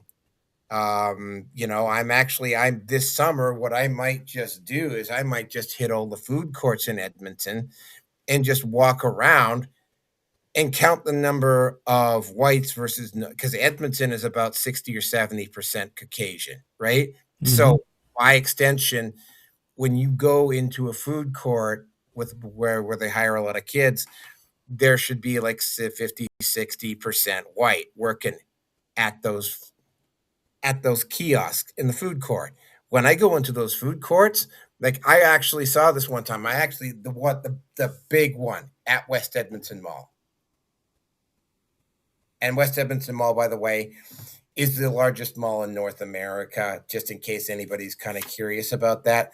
But I walked walked through all. I just got curious one time, and I walked through and I checked every food kiosk, and we're talking a big ass food court here. Like we're talking probably 20, 30 different places to go get food. You want to know how many white people I saw working in all of those food kiosks? 2 out of well over 100. It was less than 1%. Now, keep in mind, there were some ethnic food places, right? There was places that served Jamaican food and Chinese food and whatnot. You kind of expect that they were going to have Chinese people working with them, but still, right?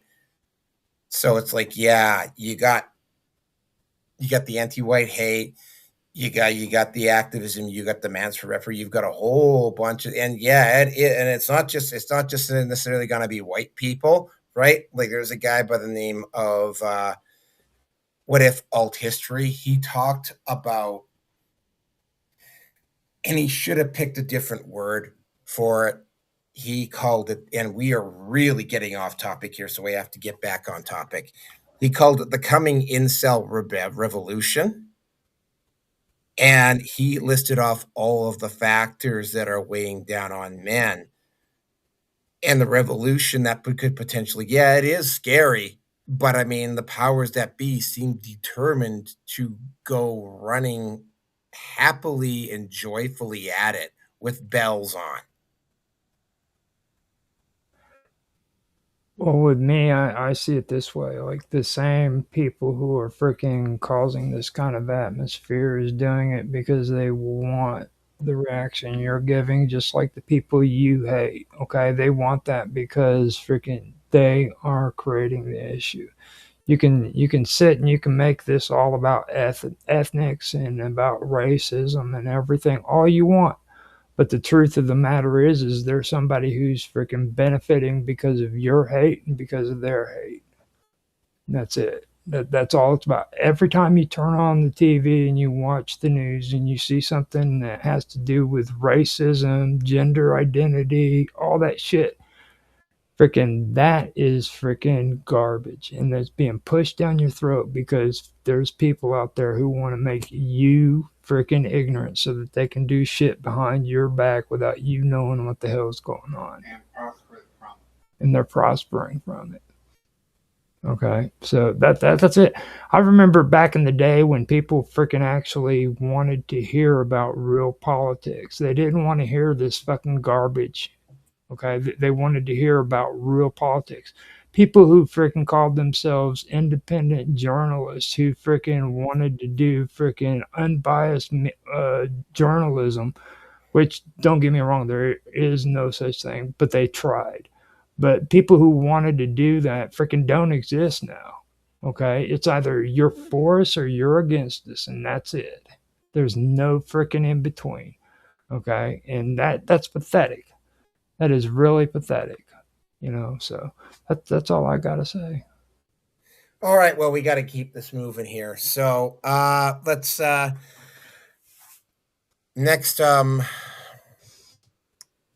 song here, Leaving Orbit, 5 minutes. Chill out, guys. Ground channel open, systems aligned. Static whispers counting time. Breathing rhythm, heart on cue. Earth below an electric blue.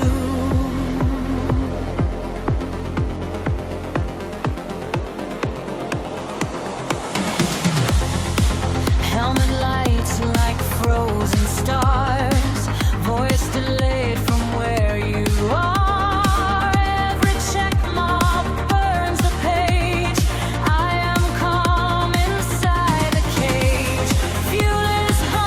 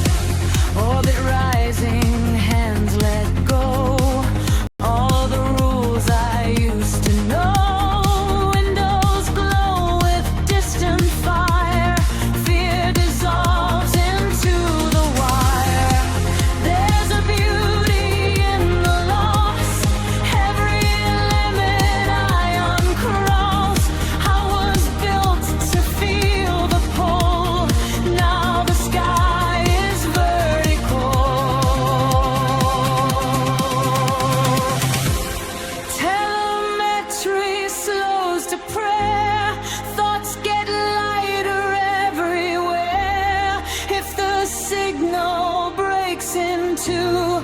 No, I followed what was true. Ground control, steady voice. I can feel the system's choice. Every number falling clean into something unforeseen. Ground control, watch me rise past the maps you recognize. If I burn or disappear, I was never really here.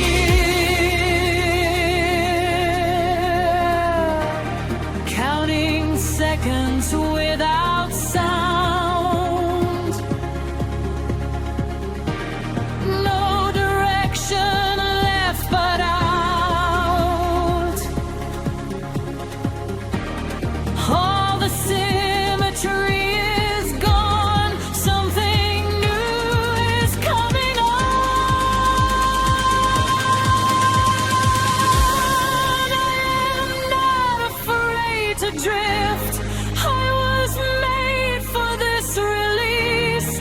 If the signal finally ends, let it end where stars begin.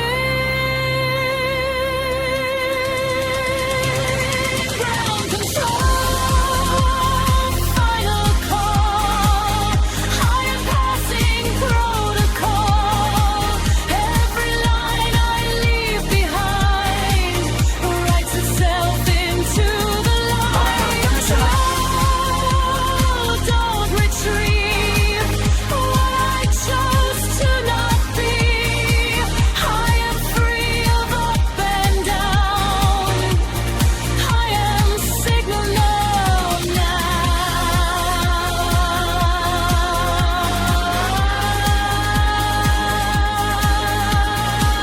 Static breathing, fading tone. I am not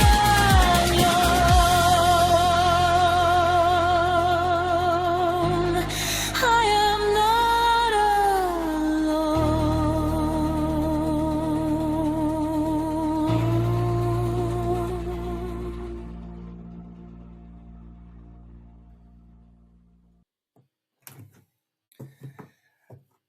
Oh, Sonia, welcome aboard. Hey, everybody. Oops. Well, Sonia, welcome aboard, everybody. We've got 4 more topics to go here. So, yeah, we're going to have to try and keep this laser here as we're going along. All right. Topic number. Sonia, introduce yourself. Hello, I'm Sonia Galactic. Thank you for having me. I appreciate this opportunity to hang out with everyone. All right, so topic number 4. Topic number 4. This is a gaming topic. And if you're a gamer, especially if you're a Dungeons and Dragons gamer, I think like literally this falls into the you will own nothing and be happy category. Wizards of the Coast. And by the way, I think I might even have a video for this one. Let me just take a look. No, I don't have a video for this one. Wizards of the Coast has decided that it is no longer going. And you guys, some of you guys might be want to be sitting down for this, especially if you played D&D as a kid. They will no longer be making books. No DM's guide, no monster manuals, no player's handbook. Everything will be online. And what I mean, everything will be online too. It's not that you can like get the book and get the PDF and download the PDF. From what I understand, everything being online means that, you know, like you will have to pay a regular fee to TSR and Wizards of the Coast if you want to access your player characters, any of the worlds, any of the new modules that come out, like literally anything. Apparently, my understanding is that there won't even be PDFs. Now, one of the big things that always worked with me, because I did actually do this, is that you can literally design your own world. Come up with, in fact, they had systems in third and second and third editions where you could create your own characters and play them. And you could come up with your own unique worlds and whatever. And that was one of the big selling points of D&D, is that you could kind of create you could kind of create rules as you went along. In fact, a lot of the old Dragon magazines had various rolling charts in them to help make combat more realistic and better and more interesting. And you could add, oh, and I did at one point when I was playing, I actually added a kind of like a damage modifier to armor and weapons. So you had to spend time and energy getting your weapons repaired at a location in order to keep them up. If you went too long and you used the same weapon for too long, the weapon would degrade and eventually become useless. You know, I also interpreted a and this was a very, very rare find. I actually included a section in my game where I called what I ended up having is what was voice, which is a trait which is necessary, especially if you're a priest or a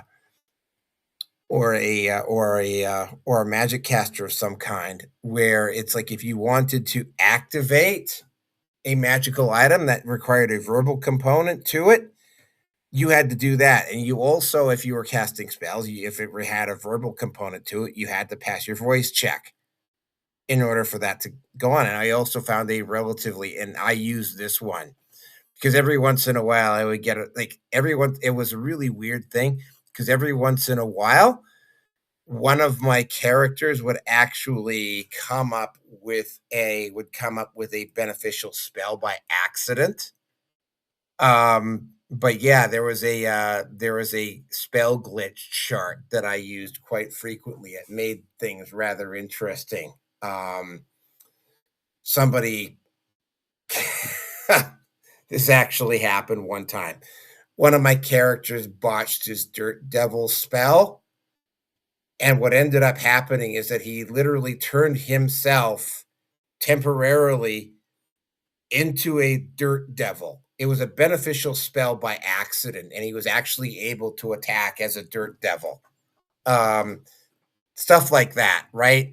And if you can't access your player characters, if you can't, and again, right, people will eventually figure out workarounds in order to make this work. But the bottom line is that, it's like you're not going to be able to get the books anymore, right? They've removed the books completely. Apparently, there's also going to be a D&D world online. So yeah, it's not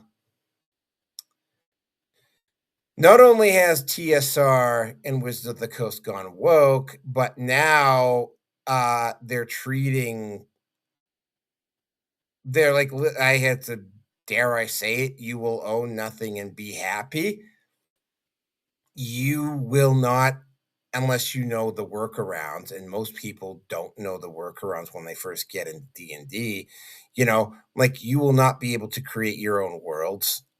You will have to follow at least in this initially anyway, you might not necessarily have access to your characters. And if you hit, because I know this, because I hit a temporary glitch in bad times economically, you won't be able to access any of your content that you created for your game.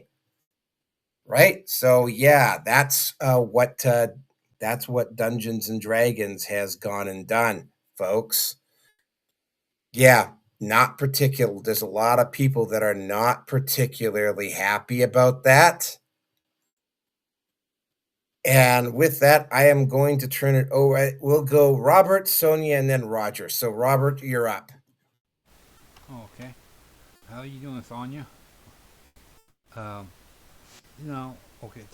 Are they going to explain the thing of the size? Because if you don't have a certain computer for graphics and all that, depends on the size of the game, the graphics and all that, where it takes too much from your computer. Okay.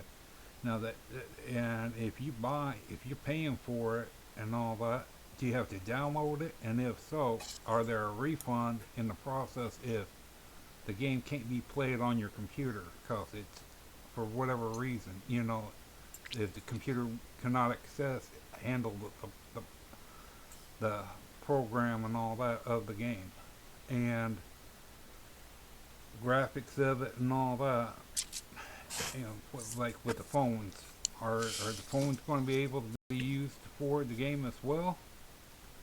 And how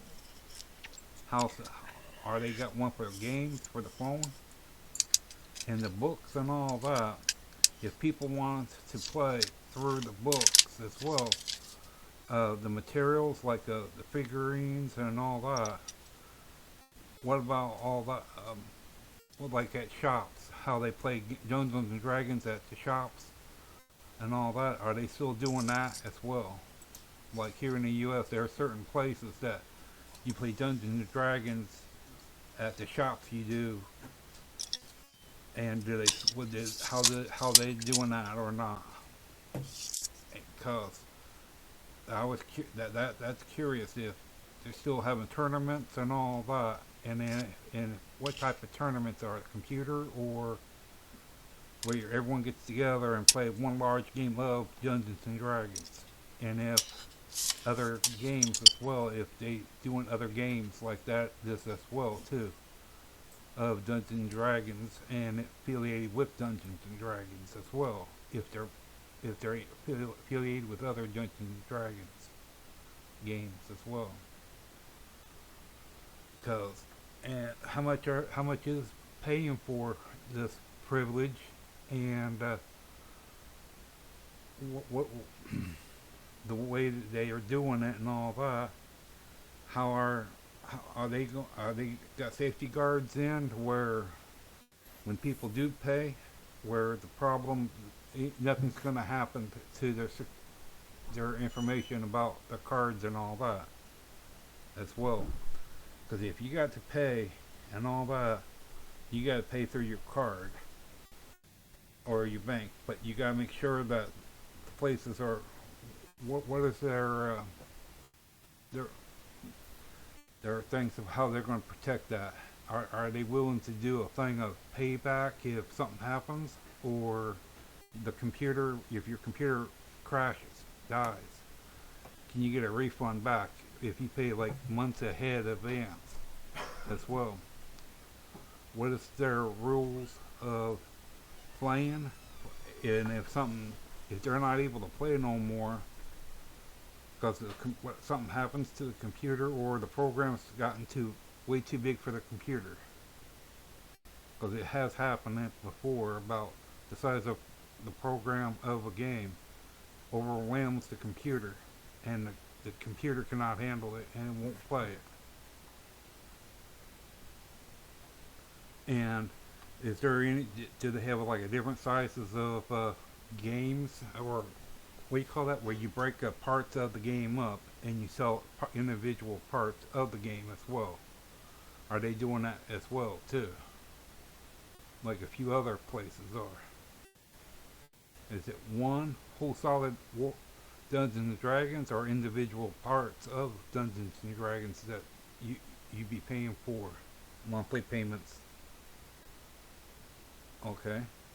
And the size of the, if you and like what is the qualifications of to play them games on the computer? What does your computer have to have if it needs a card? You're just trying to torture me, I'll be honest with you. Well, I'm done, but that's the thing. Okay, well, those are legit questions that I don't have answers for. It looks like looks like it's falling into the "you will own nothing and be happy" camp. At least that's what it initially appears to be. There might be adjustments, but I mean, given how Wizards of the Coast has been acting over the past few months, this is over actually not just few months, over the past couple of years, this is not particularly surprising. Sonia, you're up. I know you might not be a bit of a dead Dungeons and Dragons player, but if you have something to say. Well, I certainly like Dungeons and Dragons for sure, and I think it's best played, in IRL, if in real life kind of thing. Oh yeah, absolutely. Yeah. I mean that's kind of the heart of where it kind of comes from. So that would be the best way, and um, really the online thing. I mean that's fun too, kind of thing, especially for what we have going on these days, which is a lot different than it used to be. So that's kind of my 2 cents, I guess. All right, Roger. Well, I'm glad that you said years instead of months because I was ready to pounce on that because you know better than all that crap. How many for what about 2 years now? We've been talking shit on Wizards of the Coast and the company that made freaking Magic. I think them too, I believe. Oh well, we covered a story just a couple for months ago about how Yeah. they were like flooding them. Were like throwing out all of these cards because they were like flooding the market Yeah. with cards. Yep. And they just keep on they keep on doing it. It's the thing that really pisses me off, and where it all started for me with Wizards of the Coast was whenever they came out with freaking D&D Beyond. They started making it to where they wanted everybody to freaking do verification and everything on Discord just so you could be a member of their Discord channel, which now it seems to be commonplace. So I guess I shouldn't bitch about that anymore. If you want to be a part of any of these people's place, they want you to verify with a phone. Some of them even want you to use freaking ID for verification. So I find that pretty messed up. And then now with this digital thing, it kind of goes into something that me and Robert it was on a show about where we were talking about they're coming out with a new movie that's 100% AI, and it's they're not using like people's faces or generating it from freaking actors or anything like that. It's supposed to be just generated from scratch, everything. And it costs $20,000 to make a movie that would cost them millions of dollars to make if they didn't use AI. And that I think that's what it's all about. And a lot of people are wondering, well, especially you, because you've got a lot to bitch about when it comes to how bad movies and everything sucks these days. But I think the reason why they're doing that is because they eventually want everything to be freaking AI, and they want the games to be digitized and not on the books. And they're causing this kind of atmosphere with the crappy freaking movies because they're dumping the movies on purpose. They want people to eventually be so grateful to have AI movies and digitized video games that they don't care about actors or freaking cards or books or anything of that nature. No, for the best or the one thing that I'm wondering about is how's this going to affect game shops where they have tournaments and everything. Yeah, that's what I'm thinking too, and that's what Robert was mentioning. It's like, how is that going to work? Yeah, it's going to be horrible. They're gonna cause the shops to actually have issues, unless of course they go all digital in the shops. And another thing I want to point out before I end it with my comments is, and I say this, and it's because I'm old, but there's bookstores. You know, go buy yourself the first edition, not the first, the second edition, all the way up to the fourth edition. You can buy them out of the bookstores. When I started, we didn't even have stat sheets. We used old pieces of paper, wrote everything out. Had a little bitty binder, man. You know, put that stuff in there. You can still do it. Oh yeah, you could. That's. I mean, I haven't played D&D. I haven't DM'd for a very, very long time because life. But Yeah. yeah, like I have an entire world that I made, and I'm still finding myself working on the lore of this world even to this day. Right. Mhm. Well, I haven't played Dungeons and Dragons in years, though. Right. But it's like I don't think I'd want to be getting into it now. To be quite honest with you. I'm discouraged by it because I've met V. Like V is just he's pushing this whole freaking 40K thing where he wants to do this stuff with me, and you know, to be honest, I was never a big fan of Warhammer 40K. I enjoy freaking playing it every once in a while, but I wasn't always a big fan of it. Well, And then, I never played it. I like the lore. Mhm. The lore is really interesting. I'm definitely looking forward to the movie or the TV series when it comes out. I'm guessing 2027 or 2028. I'm definitely because, like, I mean, that is well on paper. Warhammer could become the replacement for Star Wars if Star Wars doesn't get its shit together. I bet. I mean, it probably could. It really could. Now, when it comes to Warhammer, if anything, I'm playing around with AI right now, which is kind of coincidental, but I might end up making like a multiple choice,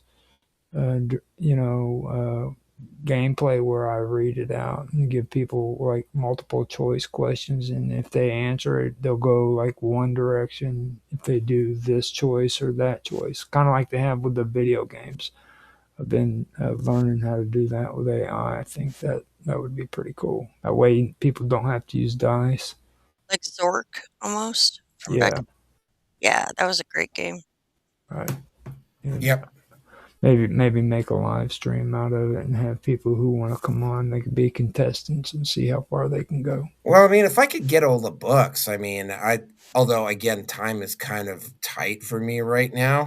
But I mean, if I get to the point where I'm actually able to monetize just off of my live streams and so forth, I might just have the time. I might just start up a gaming channel just for the hell of it. Yeah. By the way, somebody needs to turn their mic off. That's Robert talking behind me. He's got a big mouth. Well, I'm off. Yeah, I know. Yeah, they can still pick you up behind me. I can hear you, Robert. so shut up, man. Shut up. He just won't keep quiet, Rocky. He's doing it to irritate you. Okay. Well, is there anything else on this one? Because yeah, the next one. No. The next topic is going to be.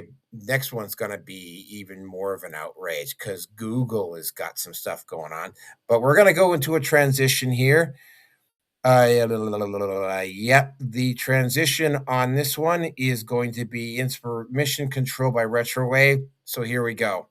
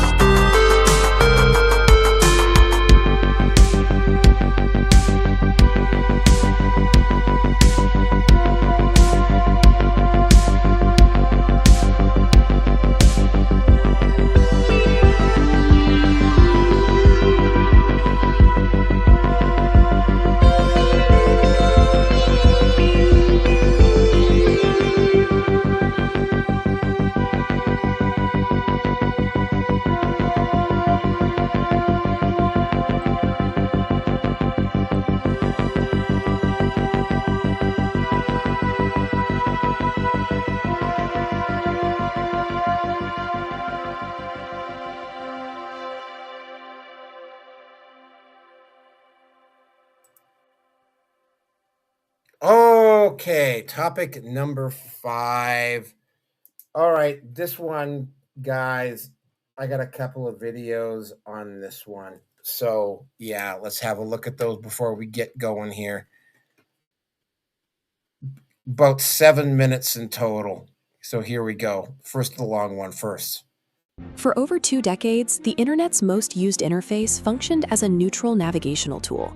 You typed a query into Google, and it handed you 10 blue links. Not a definitive answer, but a list of destinations.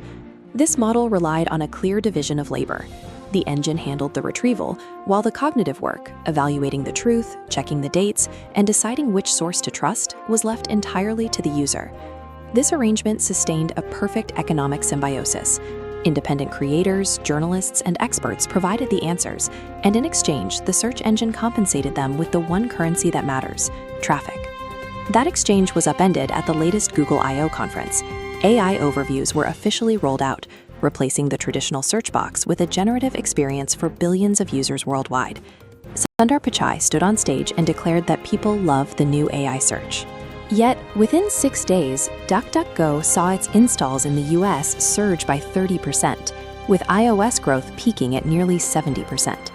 These fleeing users didn't switch to a competitor with a better algorithm or more features. They ran to the one search engine actively marketing itself as an AI-free experience. This behavior points to a significant tension in the market. If this technology represents the future of information retrieval, why are millions of people actively trying to escape it? The backlash stems from a shift in what accuracy actually means. In a link-based engine, accuracy meant relevance. Did it find a useful site? But an AI engine presents a single, definitive answer at the top of the page. It's no longer suggesting, it's asserting. On the surface, the numbers look promising. A third-party study found that Google's AI overviews are factually accurate 91% of the time. But look at that percentage against Google's scale. Across 5 trillion annual searches, a 9% failure rate equates to roughly 57 million incorrect answers presented as absolute fact every single hour. The study also found that even when the AI gets an answer right, 56% of those responses cite sources that don't actually contain the supporting information. It is essentially an academic fraud, a real-looking footnote for a claim the source never made. This has created an asymmetrical trust environment. Users are asked to rely on an authoritative interface that more than half the time cannot accurately verify its own logic. This technical failure sits on top of a larger economic one. The independent web, the niche forums, expert blogs, and local news outlets, survives entirely on the traffic search engines provide. But in AI mode, 93% of searches result in 0 clicks to any external website.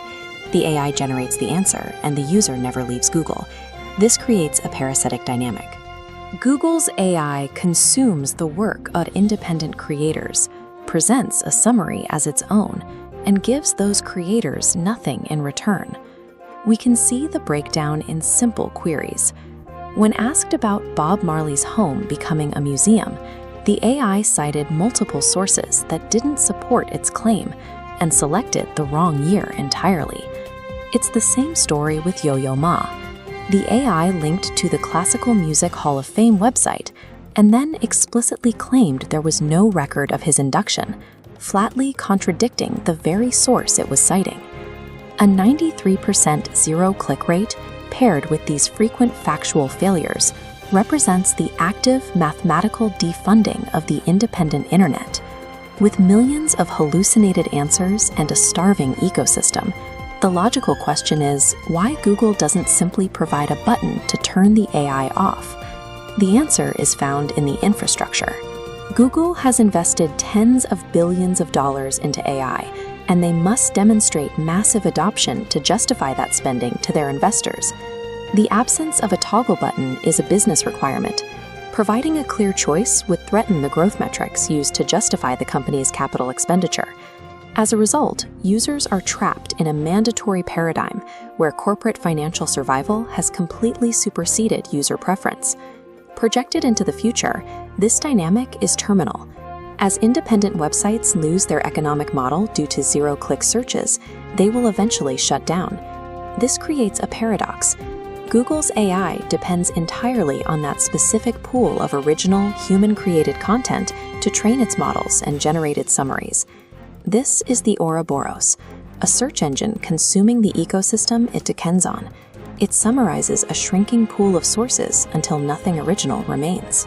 Every time a user accepts an AI overview without clicking a link, they are participating in the slow starvation of the open web. Just because a feature is difficult to avoid doesn't mean it's an improvement.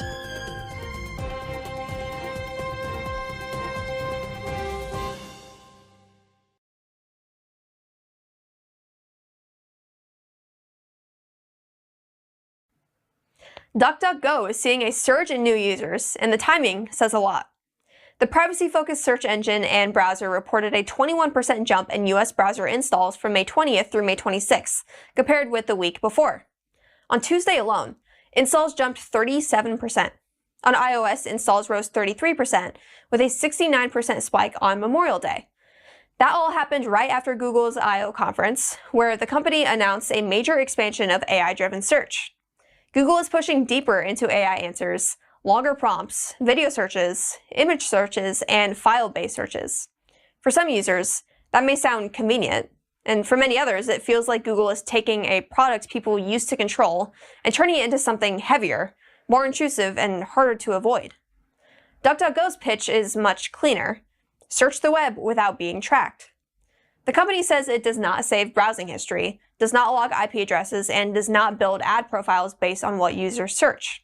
That alone makes it a far better choice for anyone who does not want a giant tech company watching every query. And on AI, DuckDuckGo gives users something Google increasingly does not. That's choice. DuckDuckGo has AI tools, including Search Assist and Duck AI, but users can limit them or turn them off. There is even a no AI DuckDuckGo search page for people who want plain results without AI summaries or generated images. That's the difference. Google keeps pushing users deeper into its AI ecosystem, but DuckDuckGo lets people decide. DuckDuckGo CEO Gabriel Weinberg said Google is force-feeding AI with no way to opt out. His company is betting that users want privacy, control, and less Silicon Valley meddling in what they see online. And the recent install spike suggests plenty of people agree. Okay, so what is going on here? And I just gotta say it flat out here, this is a direct attempt by Google to monopolize even more of the internet than they already have.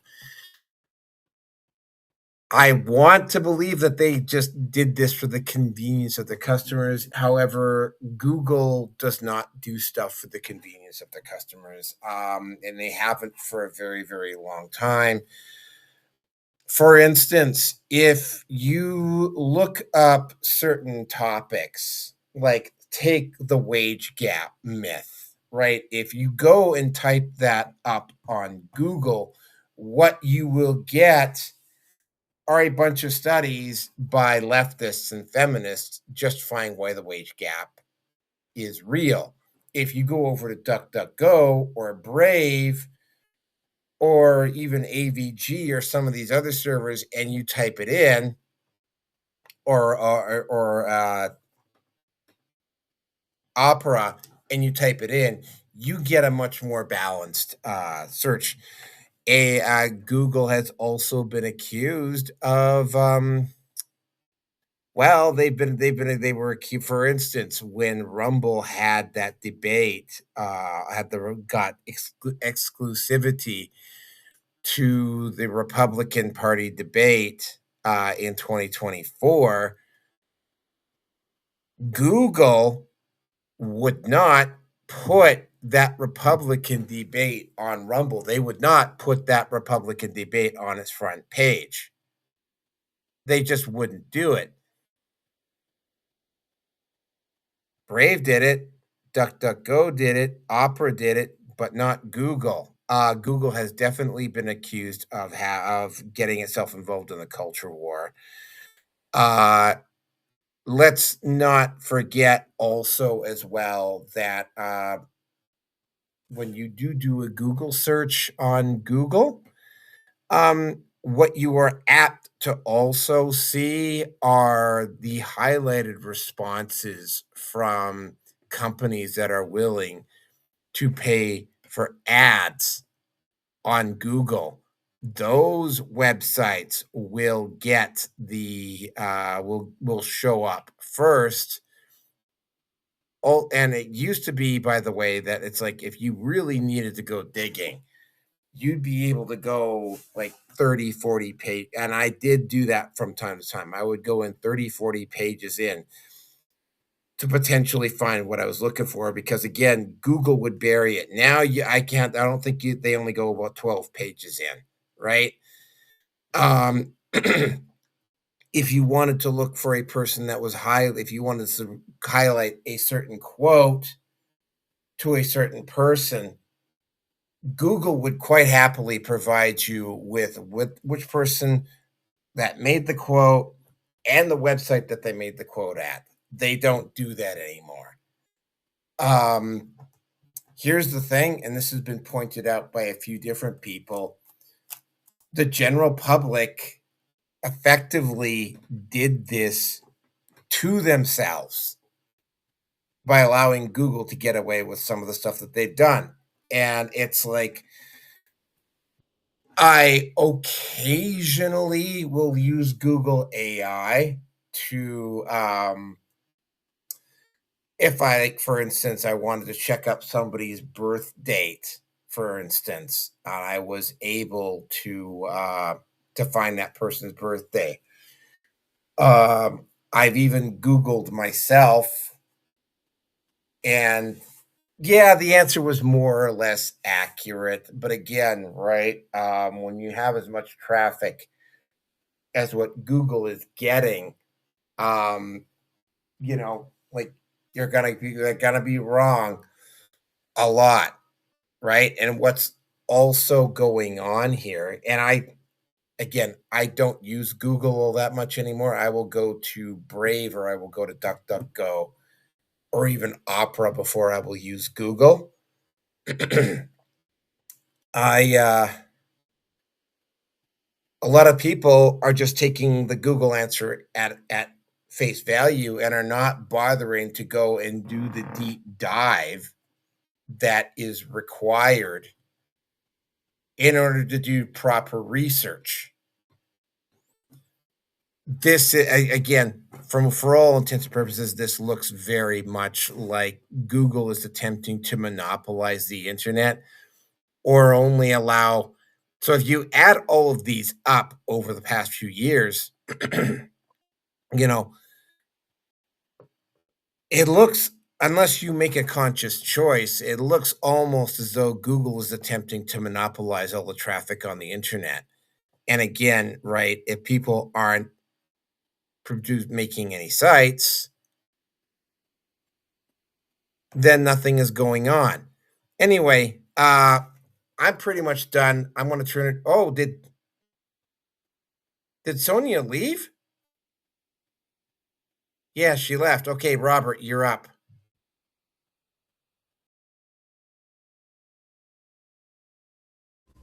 Robert is having issues with the mute. Well,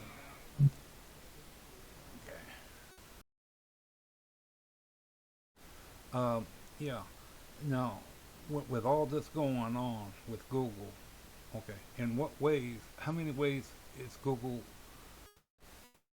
severed certain ties to other programs, or if they are, how many are there? And where when you go through when you're going through Google to buy stuff and all that, okay, how's that working? Okay, are they still letting like PayPal? How does the process affects websites, paid websites like PayPal, Google Pay, yeah, Apple, and all that? How is how's that going to affect them sites there? Okay, when they're doing, if they're doing all that, where they're containing Google as, if you do not have Google, you don't have the websites and you don't have all the what they offer. Okay, and how does that work? Okay, where in what way does it stops or slows things down in the process?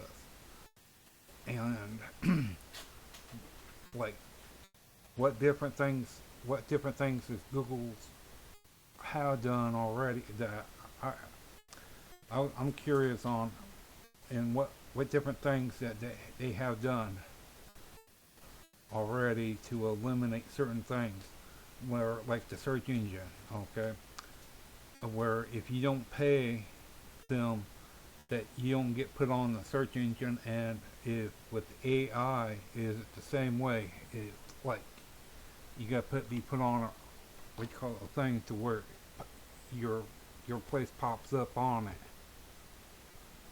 as well as on the new AI of it, the process. All the stuff that they used to do, like with a search engine, I know they're putting it all over the AI, and in what way is there's any different other way they don't no longer do like they used to do with a search engine. But you're talking like they're going to eliminate the outside. If you're not in Google, you can't go outside, and the inside can't go into Google without being like have their Google Chrome, okay? And well, is it possibility sooner or later they might decide to try to charge people for being part of the Google area? Because, well, it don't sound like, it sounds like they're, like as you said, monopolizing everything they're connected to, and with, and what is their, how that's going to affect other things, people watching TVs through and all that, TV, music, and all that. If Google decides what goes and what don't, or how it gets represented, how it runs, going through Google, do they want to start getting paid for it, or however? Because everyone's with new things that they're coming out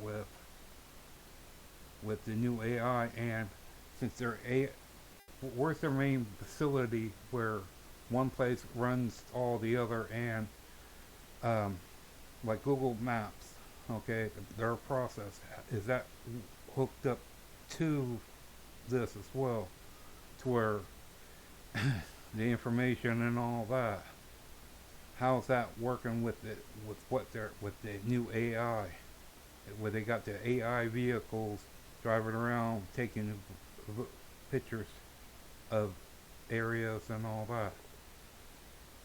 How's that progressing in that with that in other countries and all that? Like where the main, and if they do, if where their main location place is at, where one is controlling all the other AIs. Okay, thank you. I'm done. Well, I mean, for me, I look at this stuff, and there's 2 points to it. Like, I think the biggest thing that a lot of people have a issue with when it comes to AI search engines is the AI slop. Once you start getting into that to that AI kind of search engine, you start getting a lot more AI slop, and you'll notice that when you go on YouTube, they're actually putting up stuff now to freaking go after freaking AI because of the AI slop, because they've already started transitioning their SEO and their taglines, and hashtags and all that stuff. They've transferred that over to AI already, and that's really caused a lot of issues with creators on YouTube. But they're going ahead with it. But they found out that more AI slop is being introduced to YouTube because of that. And you're going to see that happening with a lot of this stuff going on with the AI that they're introducing on Google as well as Microsoft.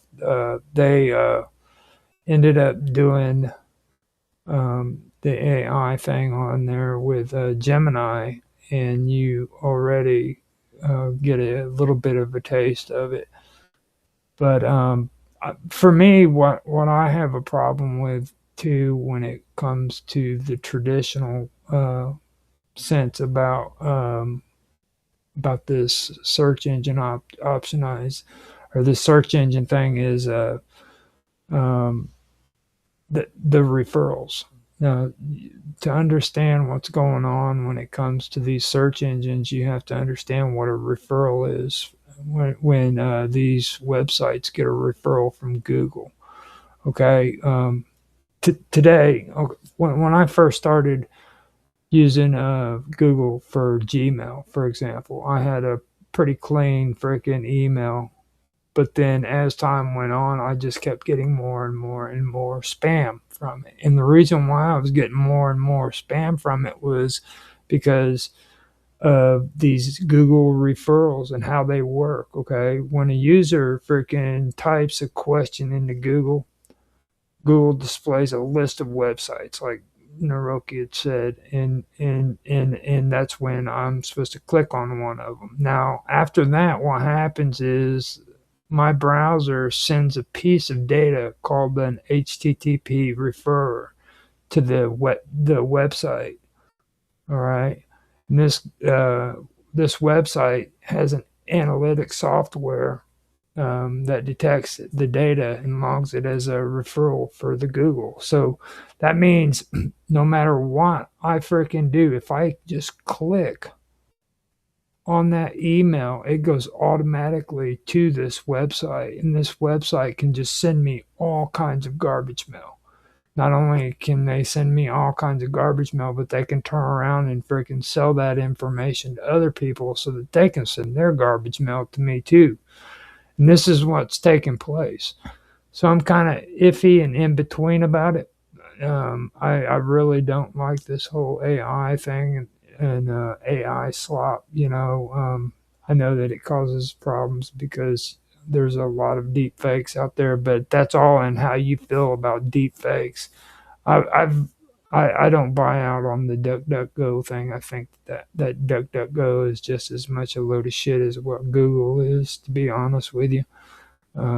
And I really don't like the suggestions that any of them give me anymore.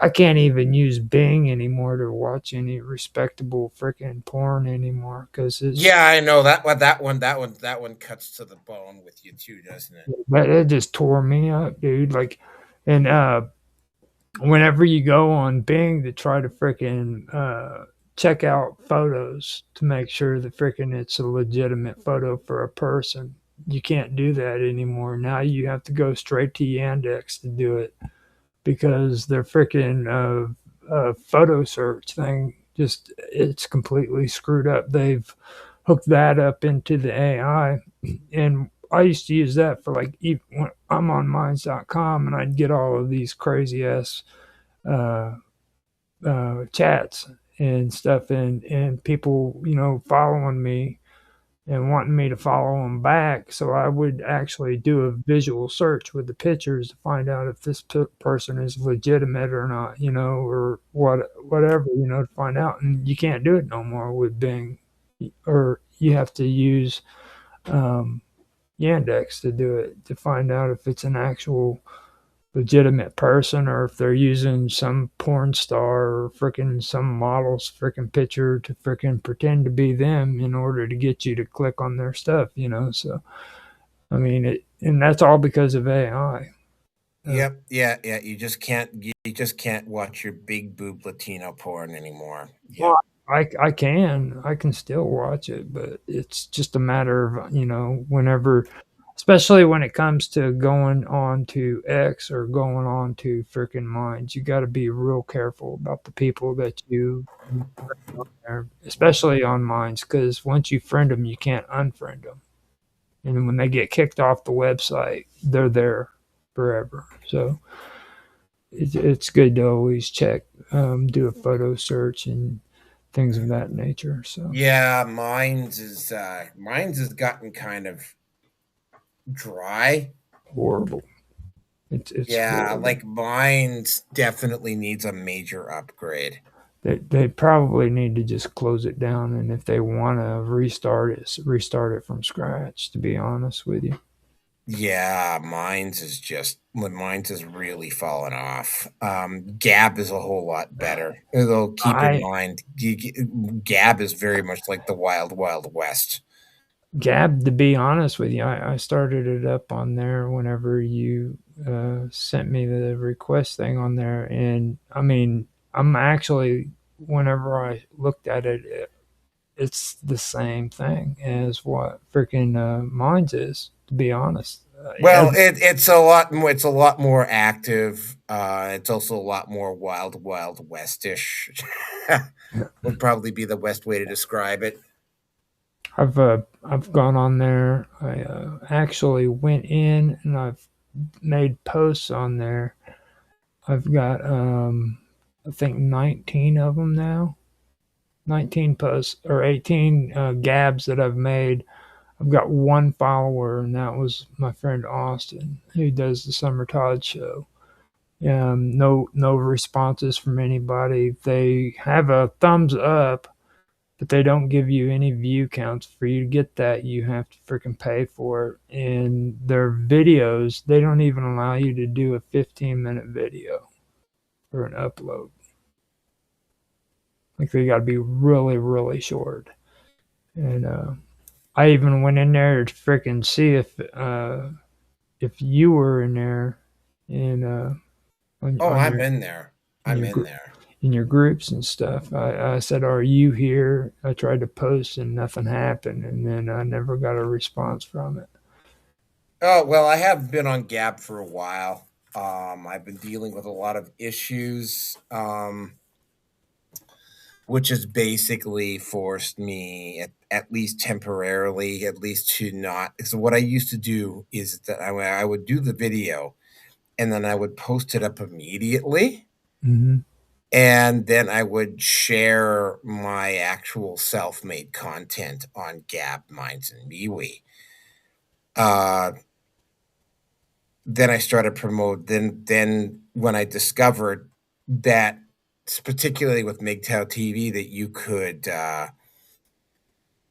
grab YouTube content and put it up at MGTOW TV and watch it there and not have YouTube um get a red fucking cent from you watching it. That's what I started doing. So anybody that I found interesting, particularly Manosphere content creators, anybody I found interesting, what I would do is I would just take their entire catalog and I would just put the whole thing up at my MGTOW TV, and then I would stagger them out over days. So what I'm having to do here is that during my days off, what I'm having to do is I'm having to go into my other like Rumble, Odyssey, BitChute, and Brighteon, and I'm having to like all that content that's been released on MGTOW TV. I'm having to post that up everywhere else because again, people are too goddamn fucking myopic to leave fucking YouTube, Yeah. right? Like this is the same issue that we're having with Google. It's like, yeah, okay, yeah, you're pissed at Google. Great. Are you getting off of it? Nope. Right? I mean, Rumble is starting to make a dent. The only problem is that, like at one point there for platforms like Spotify and iTunes and that type of thing, there was a platform called Rockfin that looked like they were really going to take a chunk out of Spotify and iTunes. And then they turned into a bunch of sleaze bags. Yeah. Same thing with Patreon. Subscribestar looked like it was gonna be a fantastic platform at one point, right? It looked like it was going to be the alternative to Patreon, and they turned into a bunch of dirt bags and sleazeballs, Yep. right? And I don't even know if there is a decent, like, it's Buy Me a Coffee. Yeah. I think Whatever. it's Buy Me a Coffee. I don't think there's a decent alternative to Patreon out there right now. No. And it's, and like I was just talking about YouTube. Okay. I had just gotten used to their whole niche bullshit. You know what I mean? It like went from SEO to freaking now they want you to be involved in niches. And they push that whole genre shit onto everybody. So everybody started getting used to that. And then all of a sudden now they're introducing AI, which is going to just eliminate SEO altogether somehow. So now you're stuck. You're like, what the hell, dude?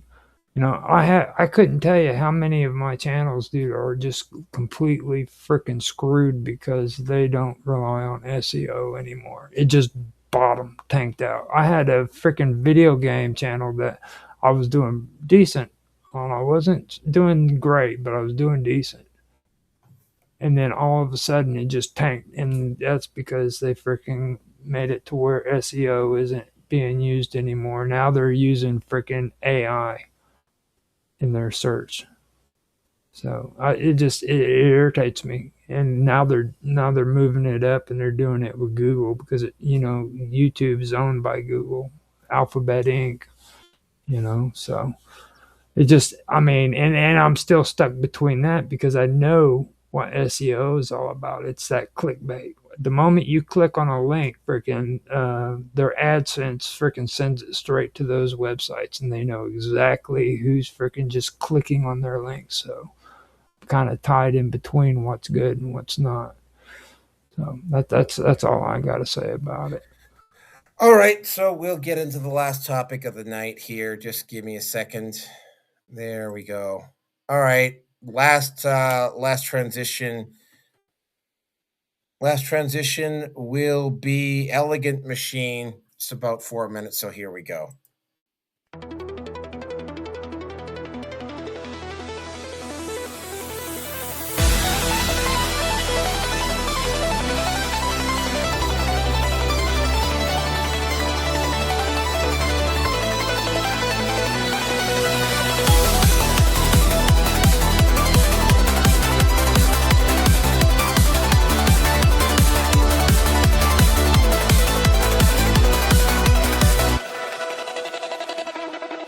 I see the pattern in the noise, silent rules beneath the choice. Few aligns, the truth appears, structure hums, the chaos clears. Mirrors fold, the system breathes. One idea does the work of three. No excess, no ornament, just the core immaculate. Strip it down until it sings. Every part knows why it's there. When the need is meaning sharpens in the air. Elegant machine speaking symmetry, fast and clean. Inevitability, compress the world, let structure reign. Simple rules ignite the brain. Elegant machine, levity, metal voice in perfect key. When complexity awaits, body runs at higher speed.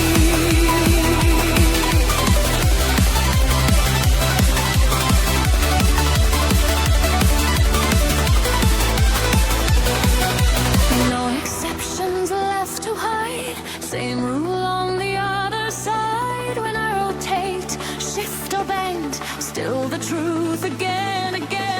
I don't patch, I don't pretend.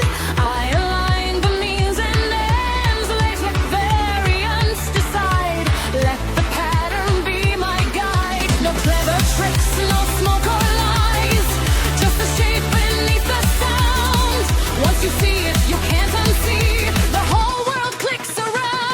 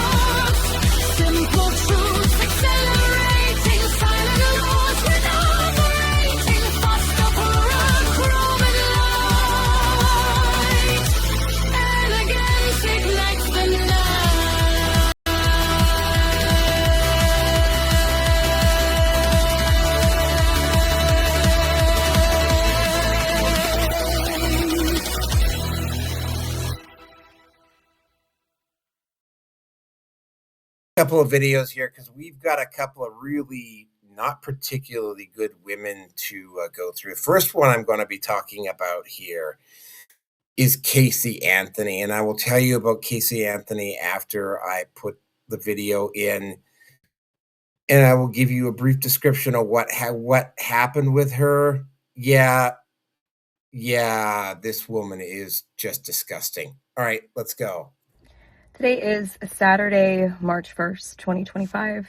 This is my first of probably many recordings on a series that I'm starting. I am a legal advocate. I am a researcher. I've been in the legal field since 2011. And in this capacity, I feel that it's necessary, if I'm going to continue to operate appropriately as a legal advocate, that I start to advocate for myself and also advocate for my daughter. For those of you who don't know, my name is Casey Anthony. My daughter is Kaylee Anthony. My parents are George and Cindy Anthony. This is not about them. This is not in response to anything that they have said or done. That's not to say that I'm not going to respond at some point to some of the things that they have said and done. The whole point of this is for me to begin to reintroduce myself.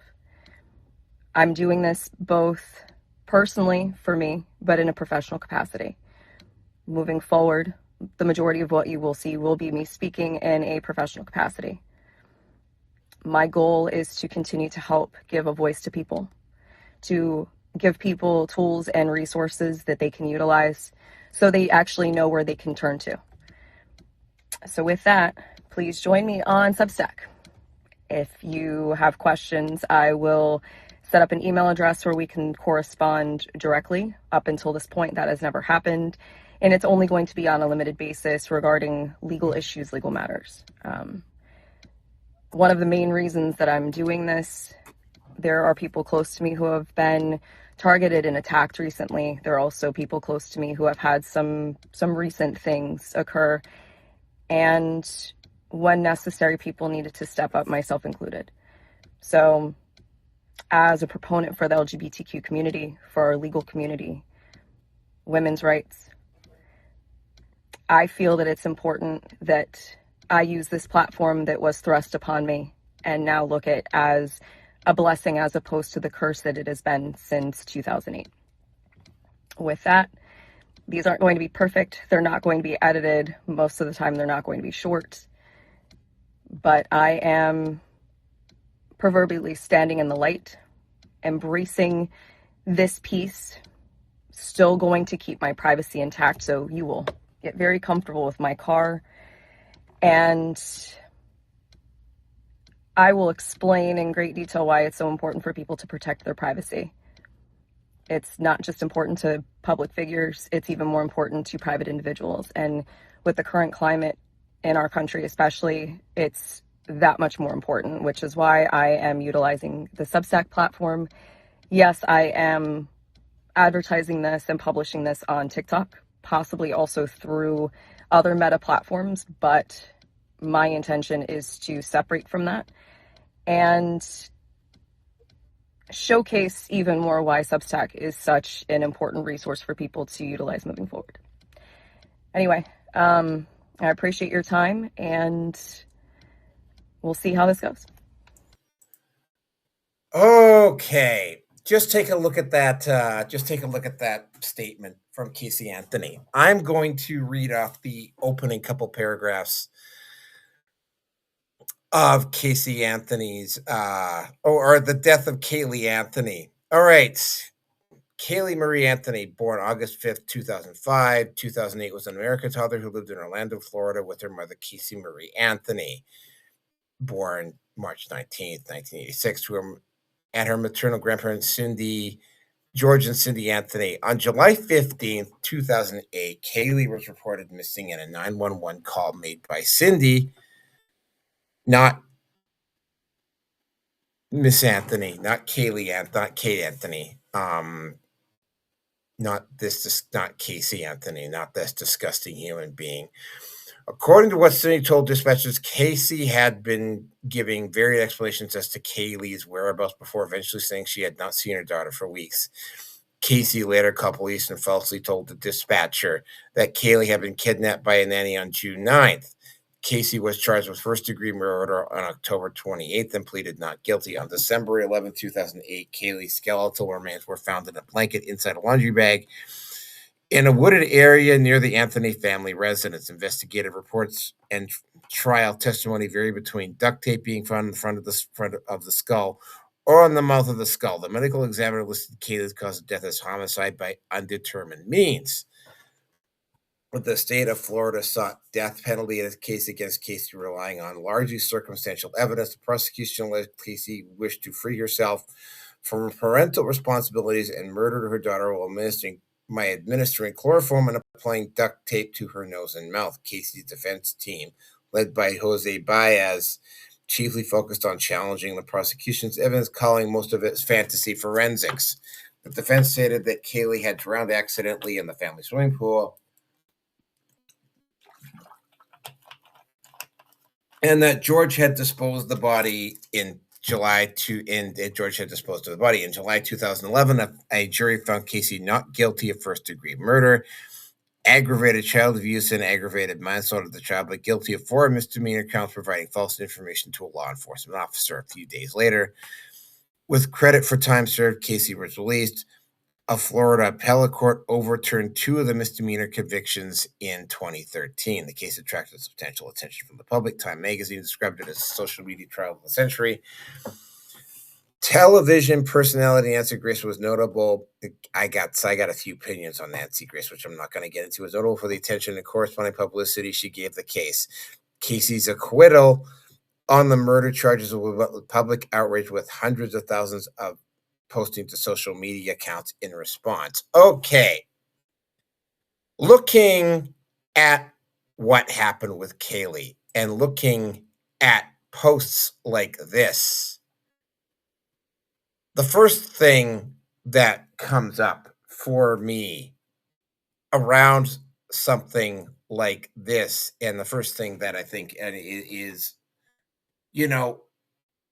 given Casey Anthony's behavior back then, which was more than a little suspicious, all right, like the prosecution just simply didn't have the evidence to convict her.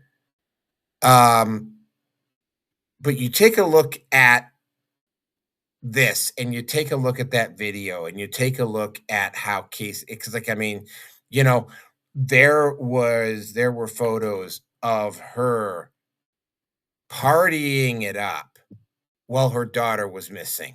Now, again, that is not a smoking gun. But looking at how Casey Anthony is acting, and yeah, she made it sound all noble and good and whatever in the video. And, she is on Facebook, but here's the curious thing. She is not. Let me just hold on a second. Maybe she actually, hold on a second. Let me just check her Twitter. I think you might not be able to respond to her on Twitter either. Let me just take a quick look here. Because I know her Facebook, you can't respond to her on Twitter, on Facebook. Like she makes a whole bunch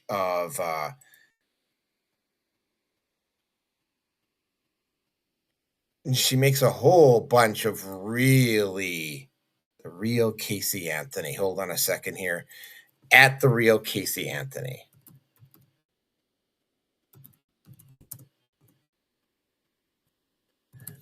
But here's the thing, you cannot respond to her.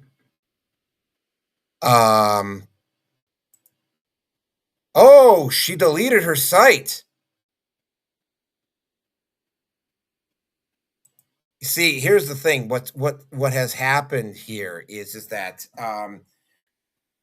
she made a whole bunch of misandric and racist posts, tried to make herself sound noble and good. The only problem is that it's like,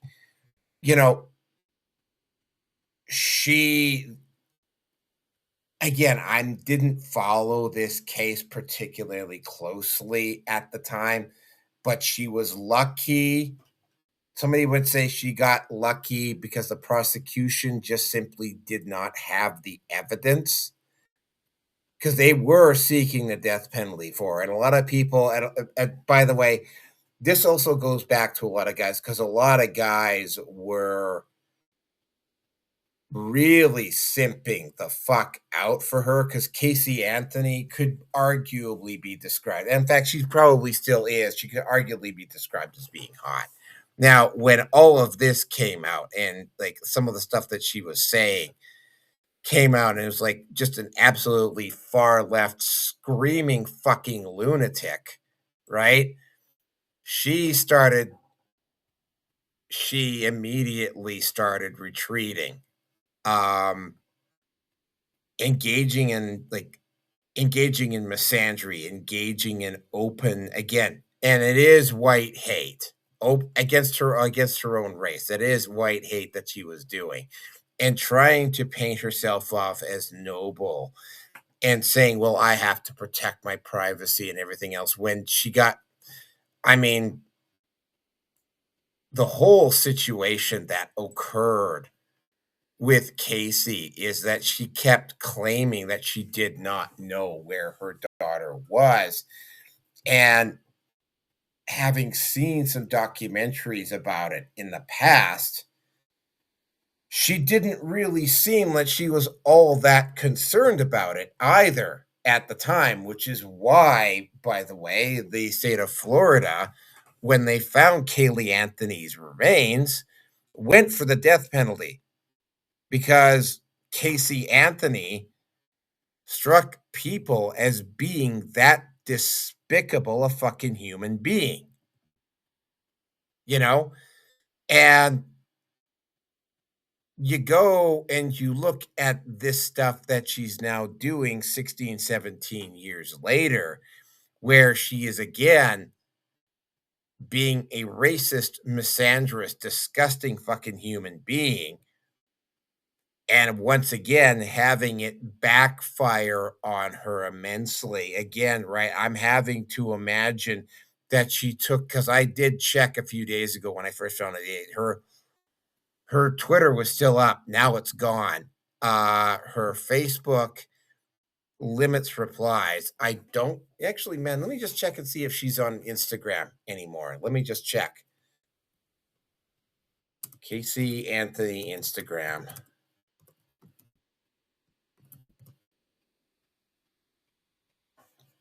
Okay. The Casey Anthony. Gonna bet you dollars to donuts that only limited people can reply. All right, let's just take a look here. Yep. Yep. Oh, wait, no, apparently.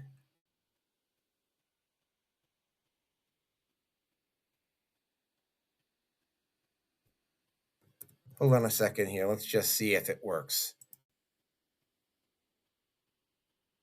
Oh, well, yep. So apparently she has not blocked off her Twitter account. But I mean, again, it's hard to tell whether this is actually her or whether this is just a just a hashtag account. I don't know whether she actually has an actual account on Twitter or on Instagram or not. Any way you break it down, I mean, her actions back in the day pretty much exposed her as a generally truly disgusting fucking human being. And you know, you take a look at some of this recent stuff and the way when she immediately started getting blowback for it, which is exactly what was going to happen, right? Like she immediately started deleting her socials, because again, right, it's like somebody coming out and saying something like this: we are the resistance, we do not bow to mediocre white men. That is sexism, that is racism, that is all the isms all put together in one very neat, convenient package. And, and then you go over to her Facebook and you go over to her Twitter and you looked at some of the stuff that was being posted up there. And it's like, this woman is a screaming lunatic fucking leftist. And she's so full of herself that she tries to paint herself off as looking noble whilst hiding behind her fucking daughter at the same time. And it's like the only reason that it didn't work is because a lot of people simped out for her and a lot of people thought she was hot and she got lucky with the prosecution, but she was such a unpopular, detestable human being that they were actually going for the death penalty. That to me emphasized this really, really strongly for the people in the back that want to keep simping out for a fucking woman like this. They were going for the death penalty on Casey Anthony, and they were going for the death penalty on her for a fucking reason, right? Again, right? She was found not guilty, but then you go a couple of decades later, and she starts doing stuff like what she was doing on social media, which is generally being a disgusting excuse for a human being and a feminist. And you look back at what happened with her daughter, and it's just one of those moments that makes you go, Now, this next one is around another ridiculously cruel. I got some opinions about Ashley St. Clair, but yeah, Ashley St. Clair. And by the way, I have to be a little bit harsh on Elon Musk here, but this is a 4-minute and 21-second video done by Ashley St. Clair, and yeah, it's a little bit cringy. Just giving you all a heads up. And then October rolls around. And in October, Elon tells me that he is ready to release his, in his words, anomaly in the Matrix. And I am like, oh, who's that? And he says that he has 10,000 lasers in space, referring to his satellites. I say, because I am rather uncomfortable and I know the gravity of what he's trying to tell me right now, I say, wow, finally a focus on the Jewish vote. He keeps going and he says, this is not this is not a piece that they'll see on the chessboard. And I straight up tell him, I say, I would ask more, but I really don't want to be deposed. To which he says, very wise. Shortly after that, he's involved with America PAC and all of this other stuff, and he's sending me some internal data from America PAC, real-time Delta vote metrics. And I am just like, how the fuck do you have this sort of data? You don't get this from door knocking, because that was one of my first jobs in politics was in campaigns and cleaning up this bad data from door knocking, because the vendors that America PAC is using at this point is a vendor that hires Craigslist crackheads for door knocking, and I wish I was exaggerating there, but I'm not. I know, I have caused harm with my rhetoric. However, I never sought out to cause harm. There were parts of me that really wanted the best for the country, for America, for democracy. And one thing is, I have always hated big tech. So then to have arguably the most powerful man in the world who is sending me things about using his space technology in the election. I should also say that I have all of this backed up with many people with explicit instructions should anything happen to me, okay? But this was something that I was internally wrestling with while publicly not really showing that I was having any of these internal ethical conflicts with myself regarding this information.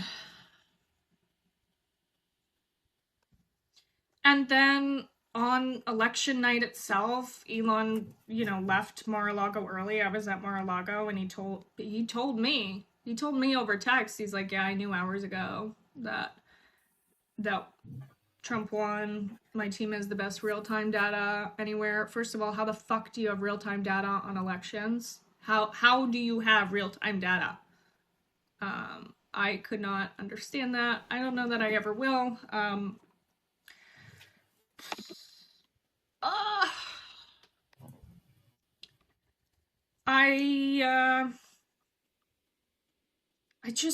saw some shit, guys. Like, I saw some shit, and I'm fighting really hard to keep my voice because I saw shit that impacts everyone. And if I was self-interested, I have been offered the self-interested deal to shut up and not talk about anything. But what I can tell you is I've not been offered certain deals just because I know that he's weird, okay? I saw some shit. Okay, so what can we possibly say? First of all, I'm going to say right off the bat, Ashley St. Clair got $15 million, and I think it's $10,000 a month, plus her rent paid on her apartment after she had Elon's kid. By the way, she would have had to have gone out of her way, which means that, I mean, yeah, you don't just happen to fluke into running into Elon Musk, right? Now, Ashley St. Clair, for those of you who don't know, former OnlyFans model, otherwise known as Sexy Laptop. They've done a very good job, by the way, of deleting all of that content. I have actually gone looking for her OnlyFans content, and I have not been able to find it. Pervert. But what? I called you a pervert. Oh, this coming from a guy who keeps asking me to put up bathing suit pics. Do you have bathing suit pics of Ashley St. Clair? No, I don't. I didn't go looking for them. But getting back to Ashley St. Clair.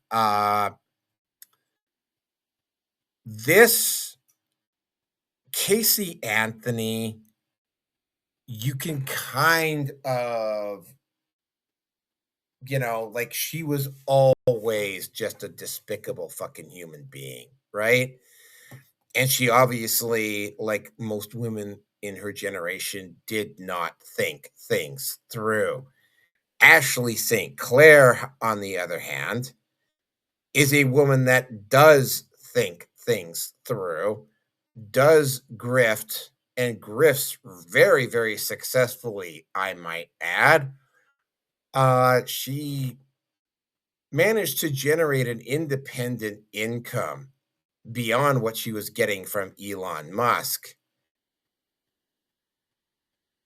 even though she was basically making enough money at that point that she could have just settled in and just lived quietly for the rest of her life. But she chose not to do that.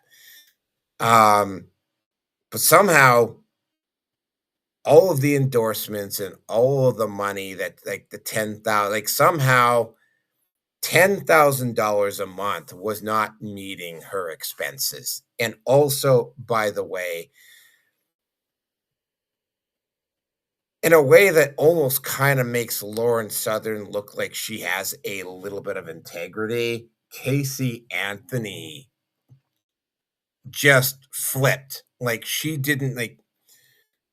she says, "Oh well, I know my stuff caused harm in the past," and it's like no, Casey, you just went you lost your credibility because she was already losing a lot of her credibility, and I can imagine because I have met women like this before.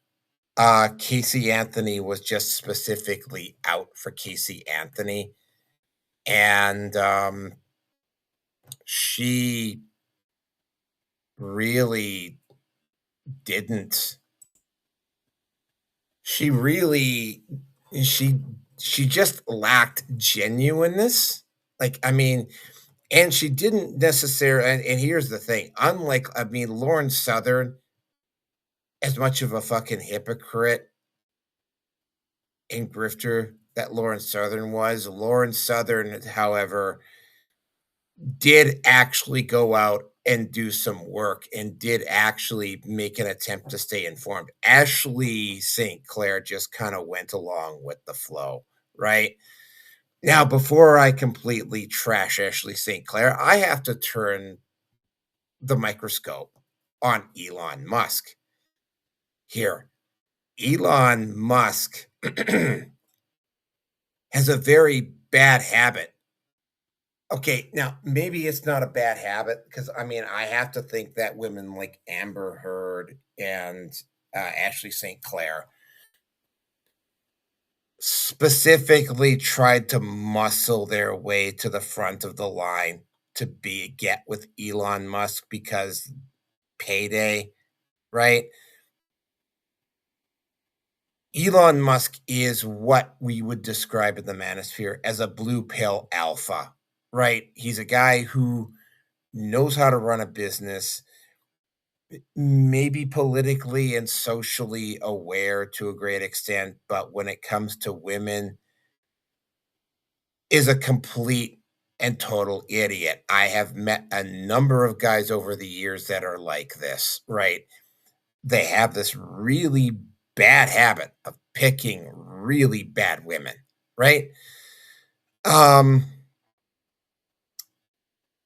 so am I overly surprised that Ashley St. Clair, having stuck her foot in her mouth, would then proceed to try and throw Elon under the bus? Absolutely not. This would be a completely believable tactic for Ashley St. Clair. I don't really know whether to believe her or not. Would Elon Musk have done something like this?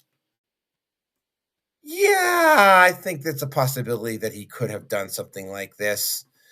Um, the way Ashley St. Clair presents this information, though, you know, she strikes me as a person that is just simply looking out for herself. And this, by the way, is the reason why you will hear guys in the manosphere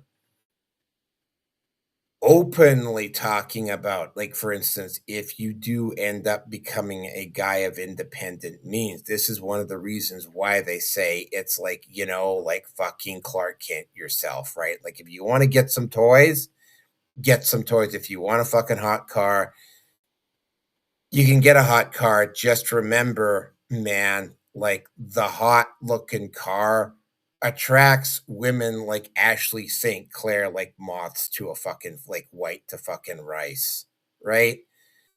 The more you flash your wealth, the more you display your wealth, the more you parade around displaying it, the more likely you are to attract a woman like Ashley St. Clair or Amber Heard, right?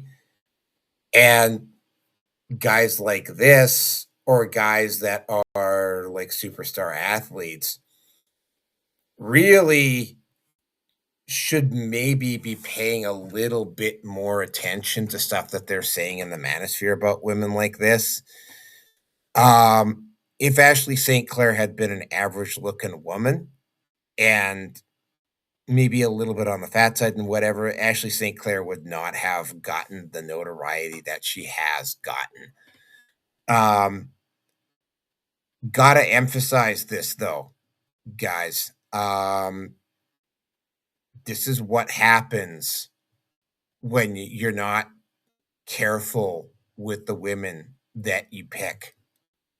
You end up with an Ashley St. Clair. You end up with an Amber Heard. You end up with a Lauren Southern or a Tommy Lahren, or I could go on and on, or like a huge percentage of the women that you see on Fresh and Fit and the whatever podcast. These are the types of women that you will end up with if you don't know, if you're not educating yourself, if you're not learning the skills on how to fucking spot the fucking gold digger before you get involved with a gold digger. And I actually have I actually was going to do a video on the gold digger. And like, I mean, to a certain degree, having a gold digger for a fucking girlfriend is, in a way, even more, to somewhat, in a weird kind of way, is even more refreshing than having just a normal girl. Because at least with the gold digger, you know that as long as you're producing the money, you'll probably be okay. Right? Now, the issue with both of these women is that in both cases, there were scores of men that were completely willing to sell themselves out and to make themselves look like and there's a lot of men like this, right? In fact, there's 2 or 3 podcasts that actually feed into this faction of the male population that are completely willing to sell themselves out and make themselves look like complete fucking idiots on the 0.0000002 fucking percent possibility that they might get fucking laid out of it.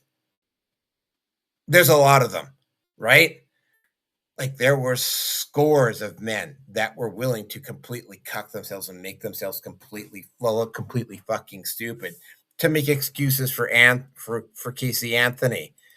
Casey Anthony's reward for them a decade or so later is to fucking trash them. Like, not just trash them, but make yourself look like a completely disgusting human being. In the words of it, Ashley St. Clair, if you're a guy with status and wealth, and this is something that Lauren Southern did a lot too, by the way, if you were a guy with status and wealth, yeah, she'd be all fucking over you, right?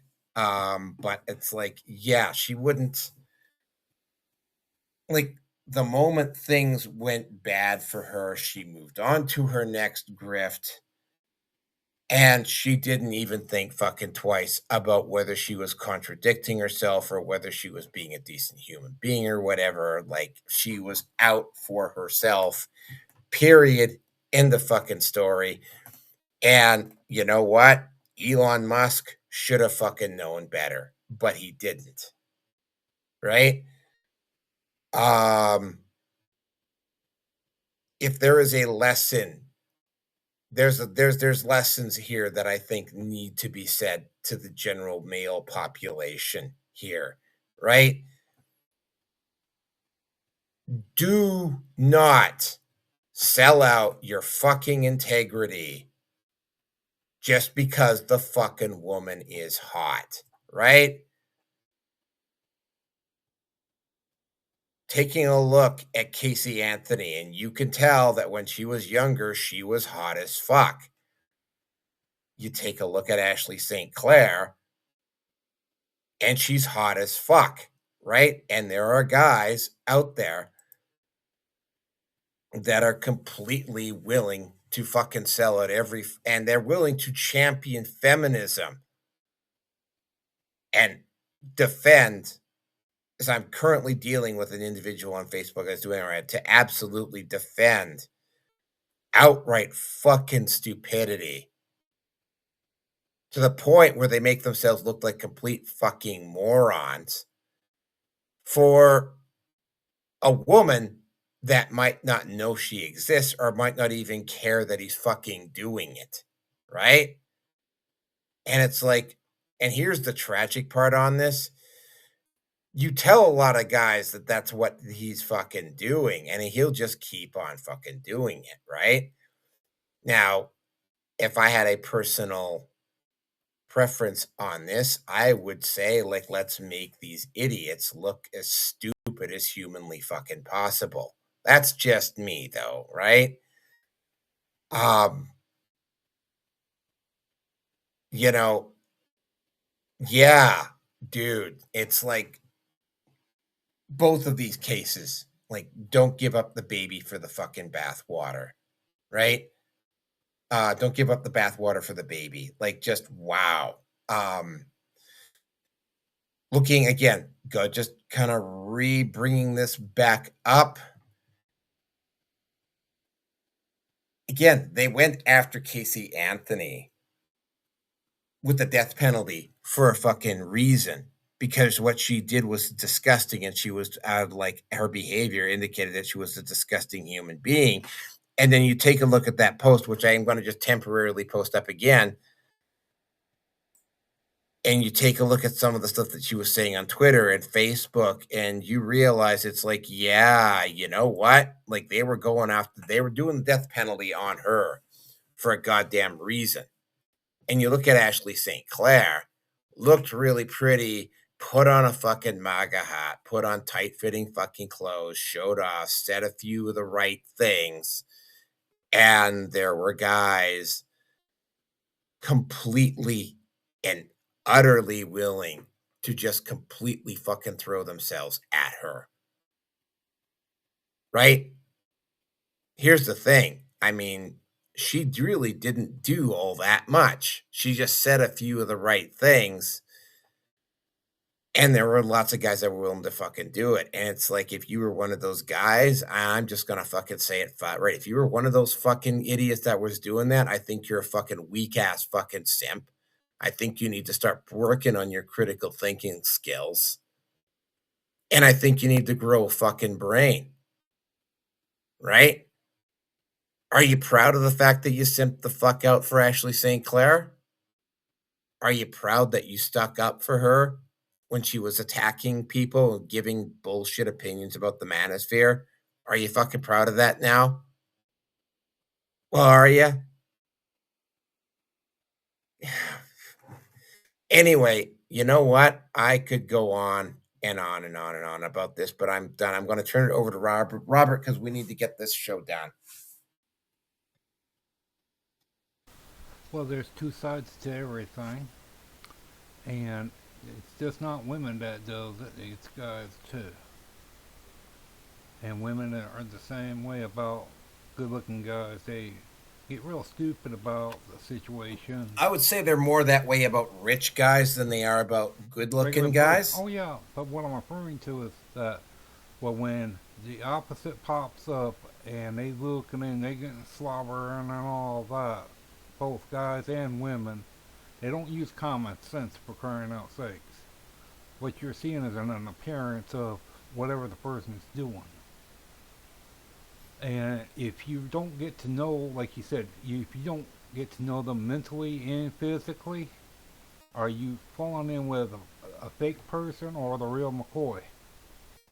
Who you're saying is who you are might not be as who you really are. If you're giving someone like a song and dance routine, that's all you're giving. You're not telling them the real you. Not letting them get to know you as a person. If you're sitting there lying about things, about making big far-fetched stories up about how this is how you are, all sorts of other things, and how you live your life and that, how people have done this and done that, well, it really defeats the purpose of looking for the real thing, because can you actually say that the person's gonna like you if that person ever finds out that you lied about a whole lot about your life and about everything about you? Okay, they're gonna that's like what she did to him. She probably sat there and gave a song and dance to him, and who knows how, cause she knows that with her looks and her fatigue, that with anyone, with if she plays it the right way, she can get a person, the guy, his hormones are going, and like as they said, the third brain will, the second or the third brain works more in that situation than the top one does. Okay, and this and that woman that they're saying killed her daughter. Well, there was a guy and woman. I think it was in New York a few years ago. Was investigated because their child came up missing from their home, and they finally found the child dead. They did about a few miles down the road from the area from where the girl was disappeared from. And there's other cases of that same thing. Couples that does that together, and it was one that killed her girls. They were a whole lot older, like 10 to 15. She killed them for to be with the guy that made the statement about he won't be with her because she has children. He doesn't want to be with someone that has children. So she goes and kills her children over that. And that's how sad the set of a person's mind is.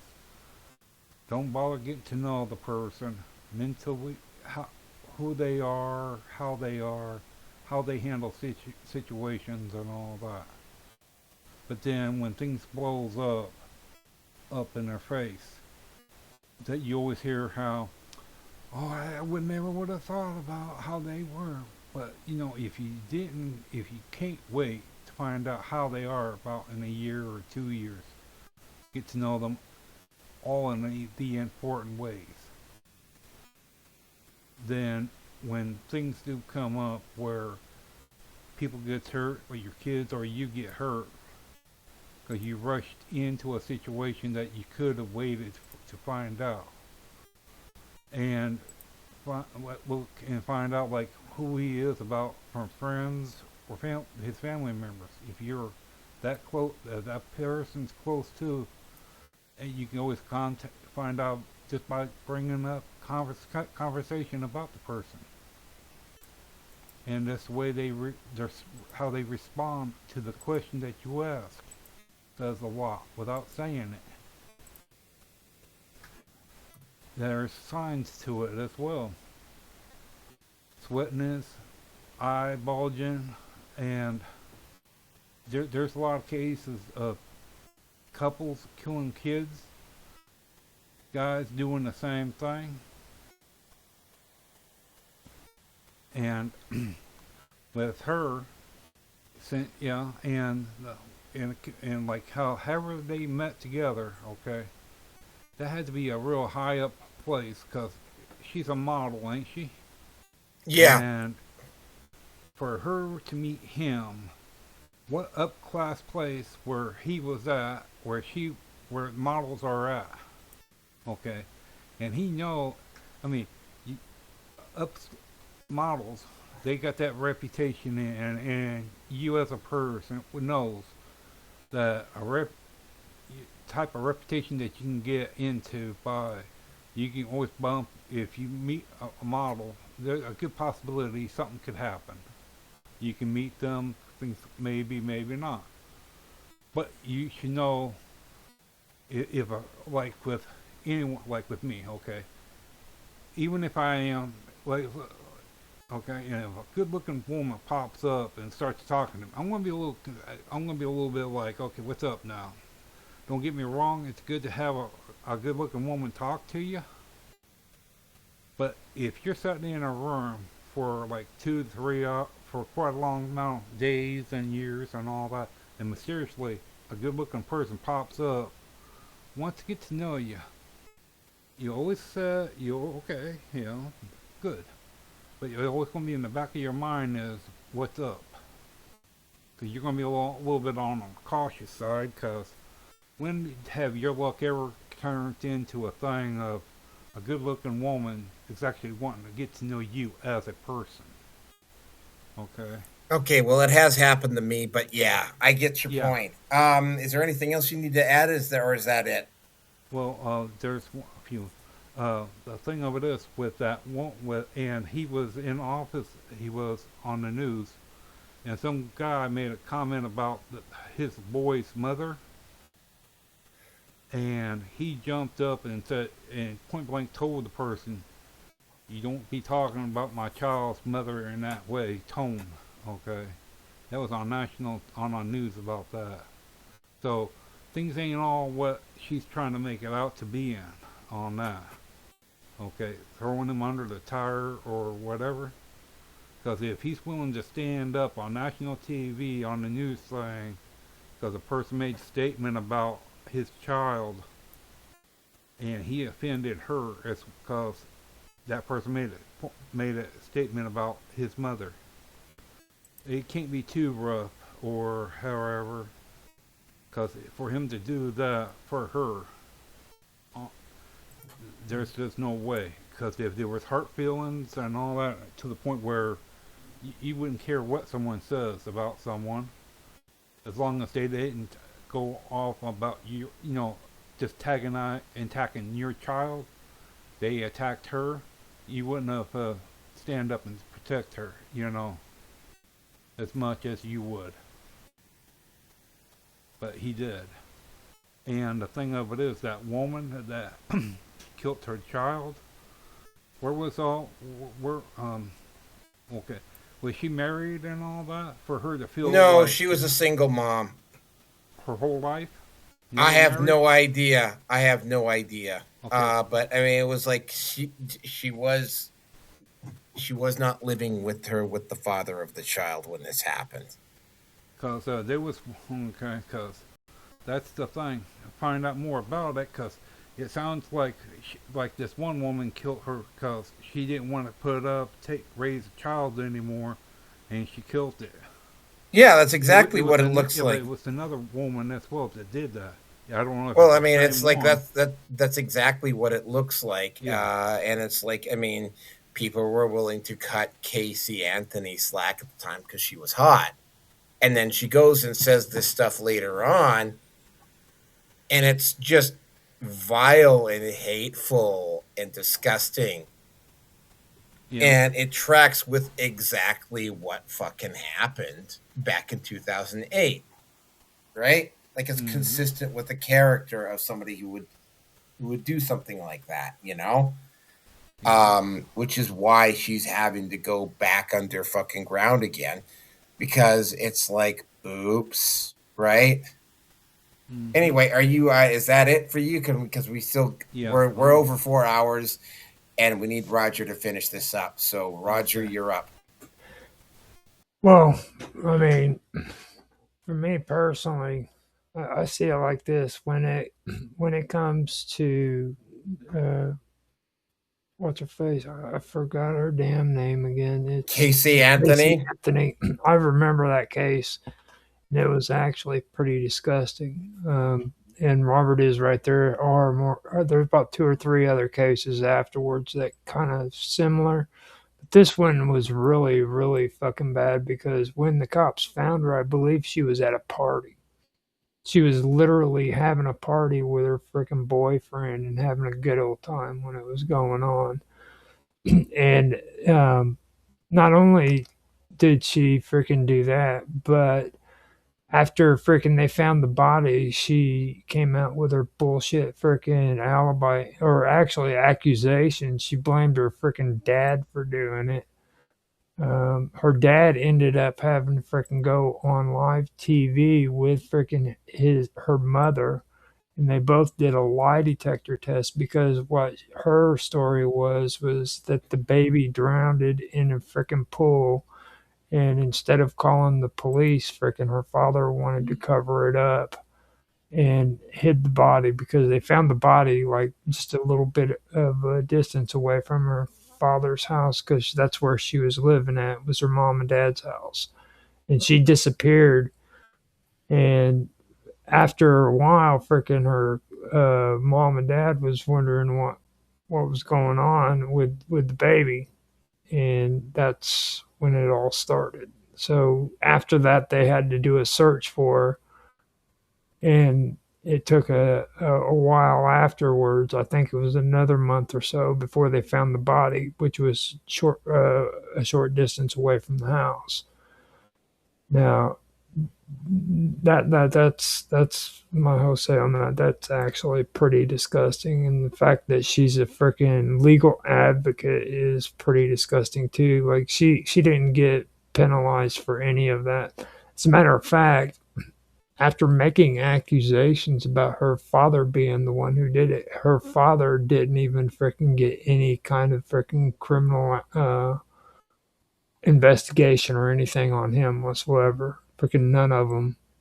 That baby ended up dead, and nobody was held accountable for it, even if she was telling the truth or not.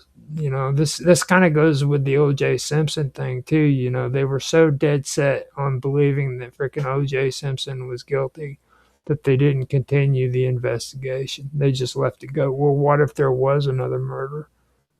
No, you just don't leave cases like that freaking unsolved. I'm completely against that. And with the chick that was Elon Musk, I want to point out something because I don't know if Robert knows this or not, but he's had multiple women who have had babies from him. So my best advice is with Elon Musk. That man should sleep with his pants on. Okay, every time that man drops his freaking pants, he freaking creates a village.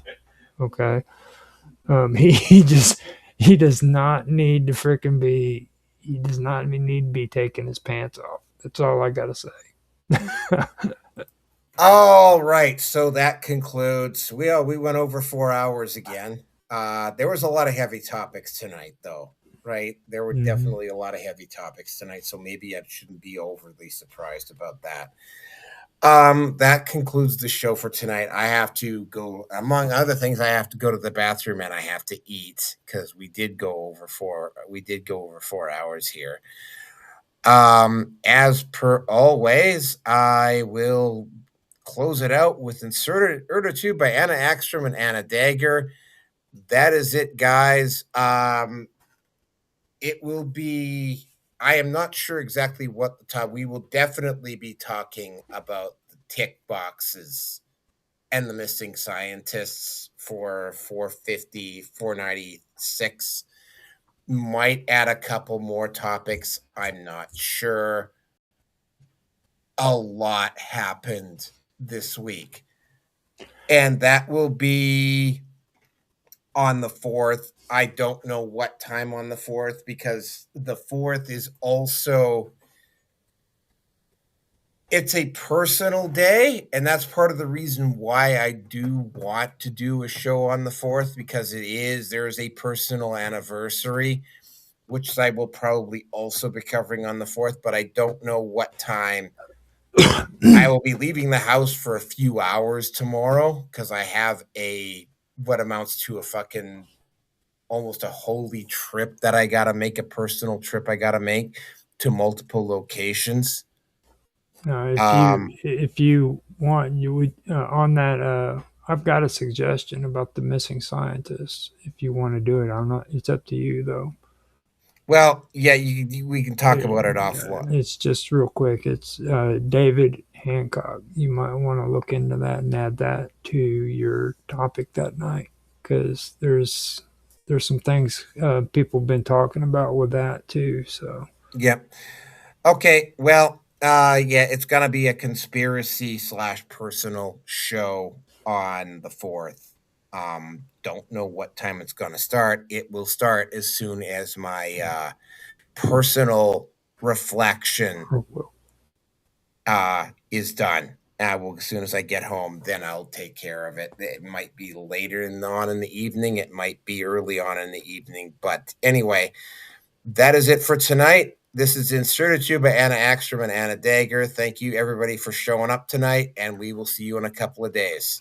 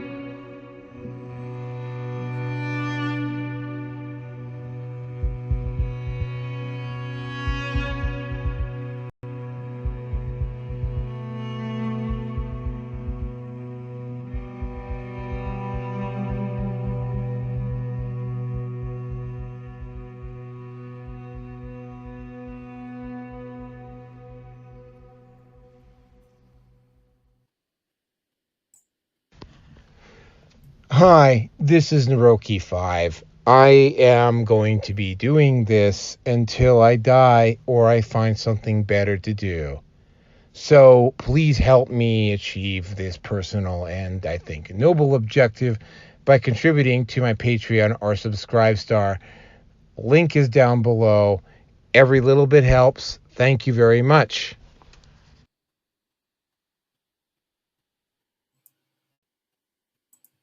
Thank you, everybody, and have a good night.